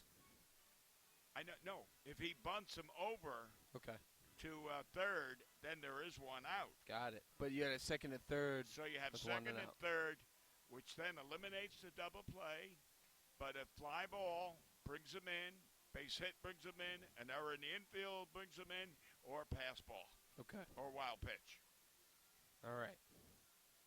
You got all the opportunities by moving them to third. We got a new pitcher. Yeah. Mordecai is relieved.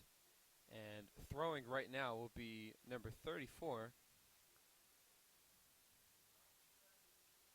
Jonathan Tripp from Spring, Texas. Looks like he's got a little velocity on his pitch.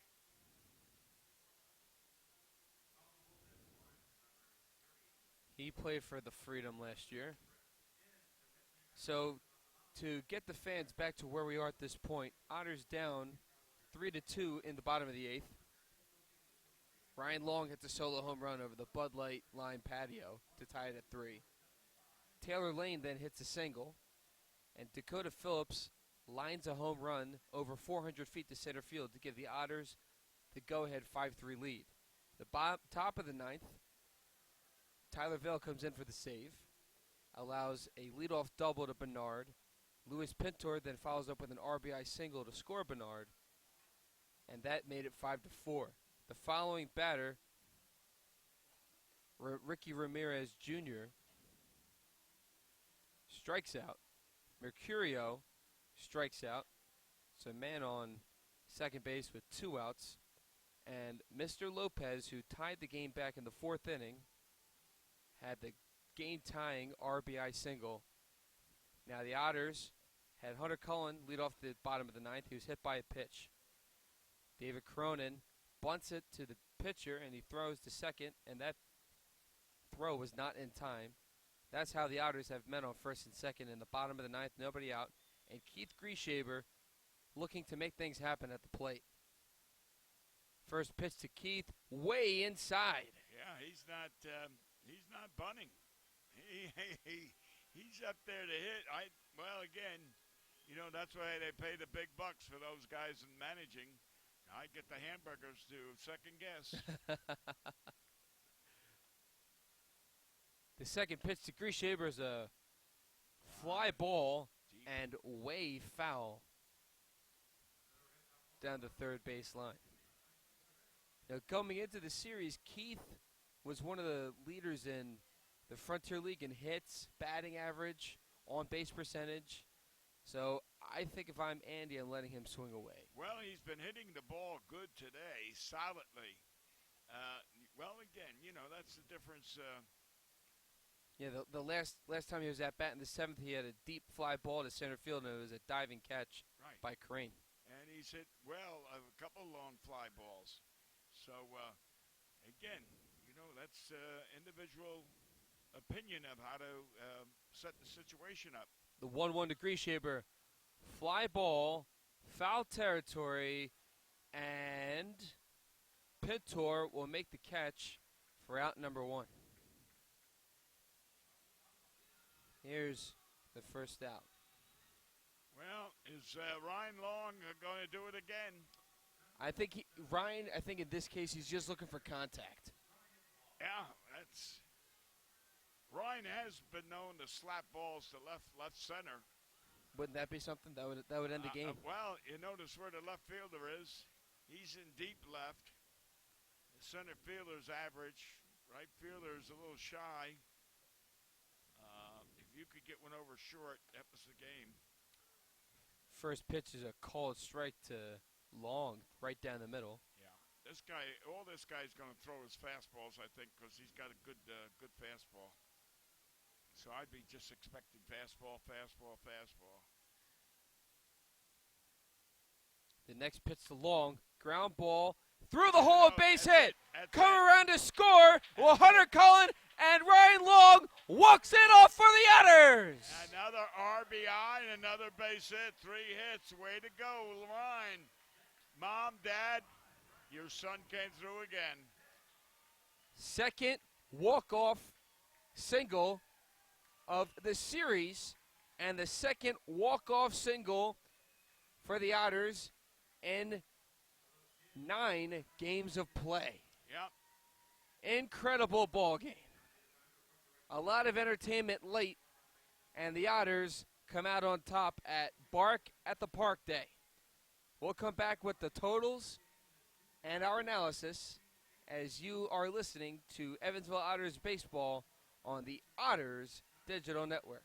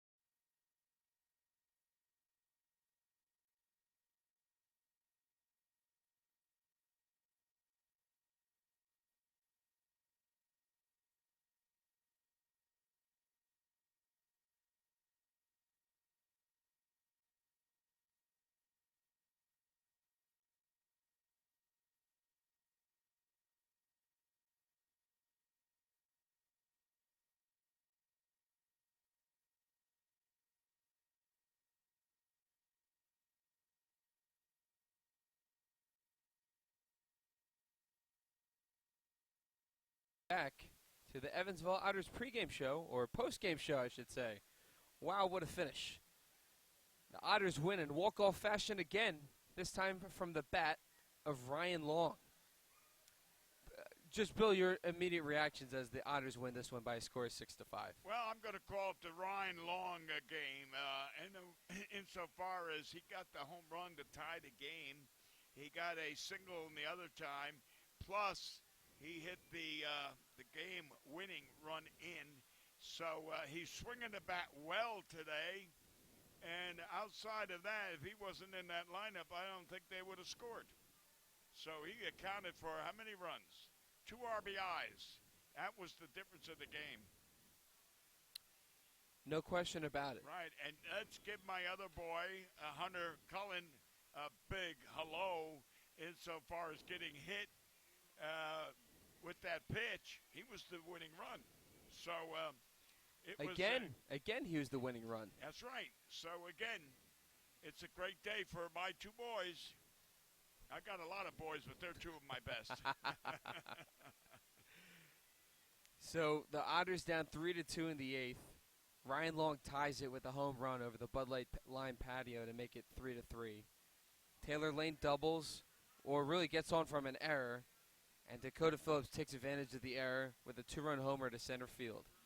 Top of the 9th, on 2 RBI singles, the Florence Freedom tied this game. To start off the 9th, Hunter Cullen hit by pitch.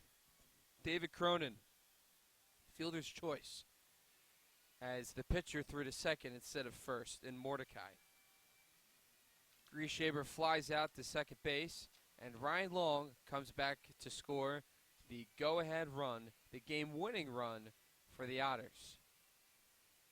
This has been a conclusion of Evansville Otters baseball. The Otters will be on a 6-game road trip. They'll be off tomorrow and head to Gateway for a 3-game series, followed by a 3-game series with the River City Rascals. For Bill McCune and our engineer today, Preston Leinenbach. I'm Preston Dave. was the man. Oh, my God, we were lucky. Yes. And Aaron Niederhaus, our other engineer today on the internet. We were lucky to have the big shots here today. Yes. Wow. I think that was the advantage we needed. Yes. Anyway. I'm Dave Nguyen. Good We're game, signing off. partner. Thank you. I tell you, you're lucky. You bring luck to this ball club. We appreciate it. Please listen to the Otters as they head on the road Tuesday in Gateway. First pitch at 6:35 p.m. For Bill McCune and our entire crew, I'm Dave Nguyen. The Otters win in walk-off fashion thanks to Ryan Long by a score of 6-5.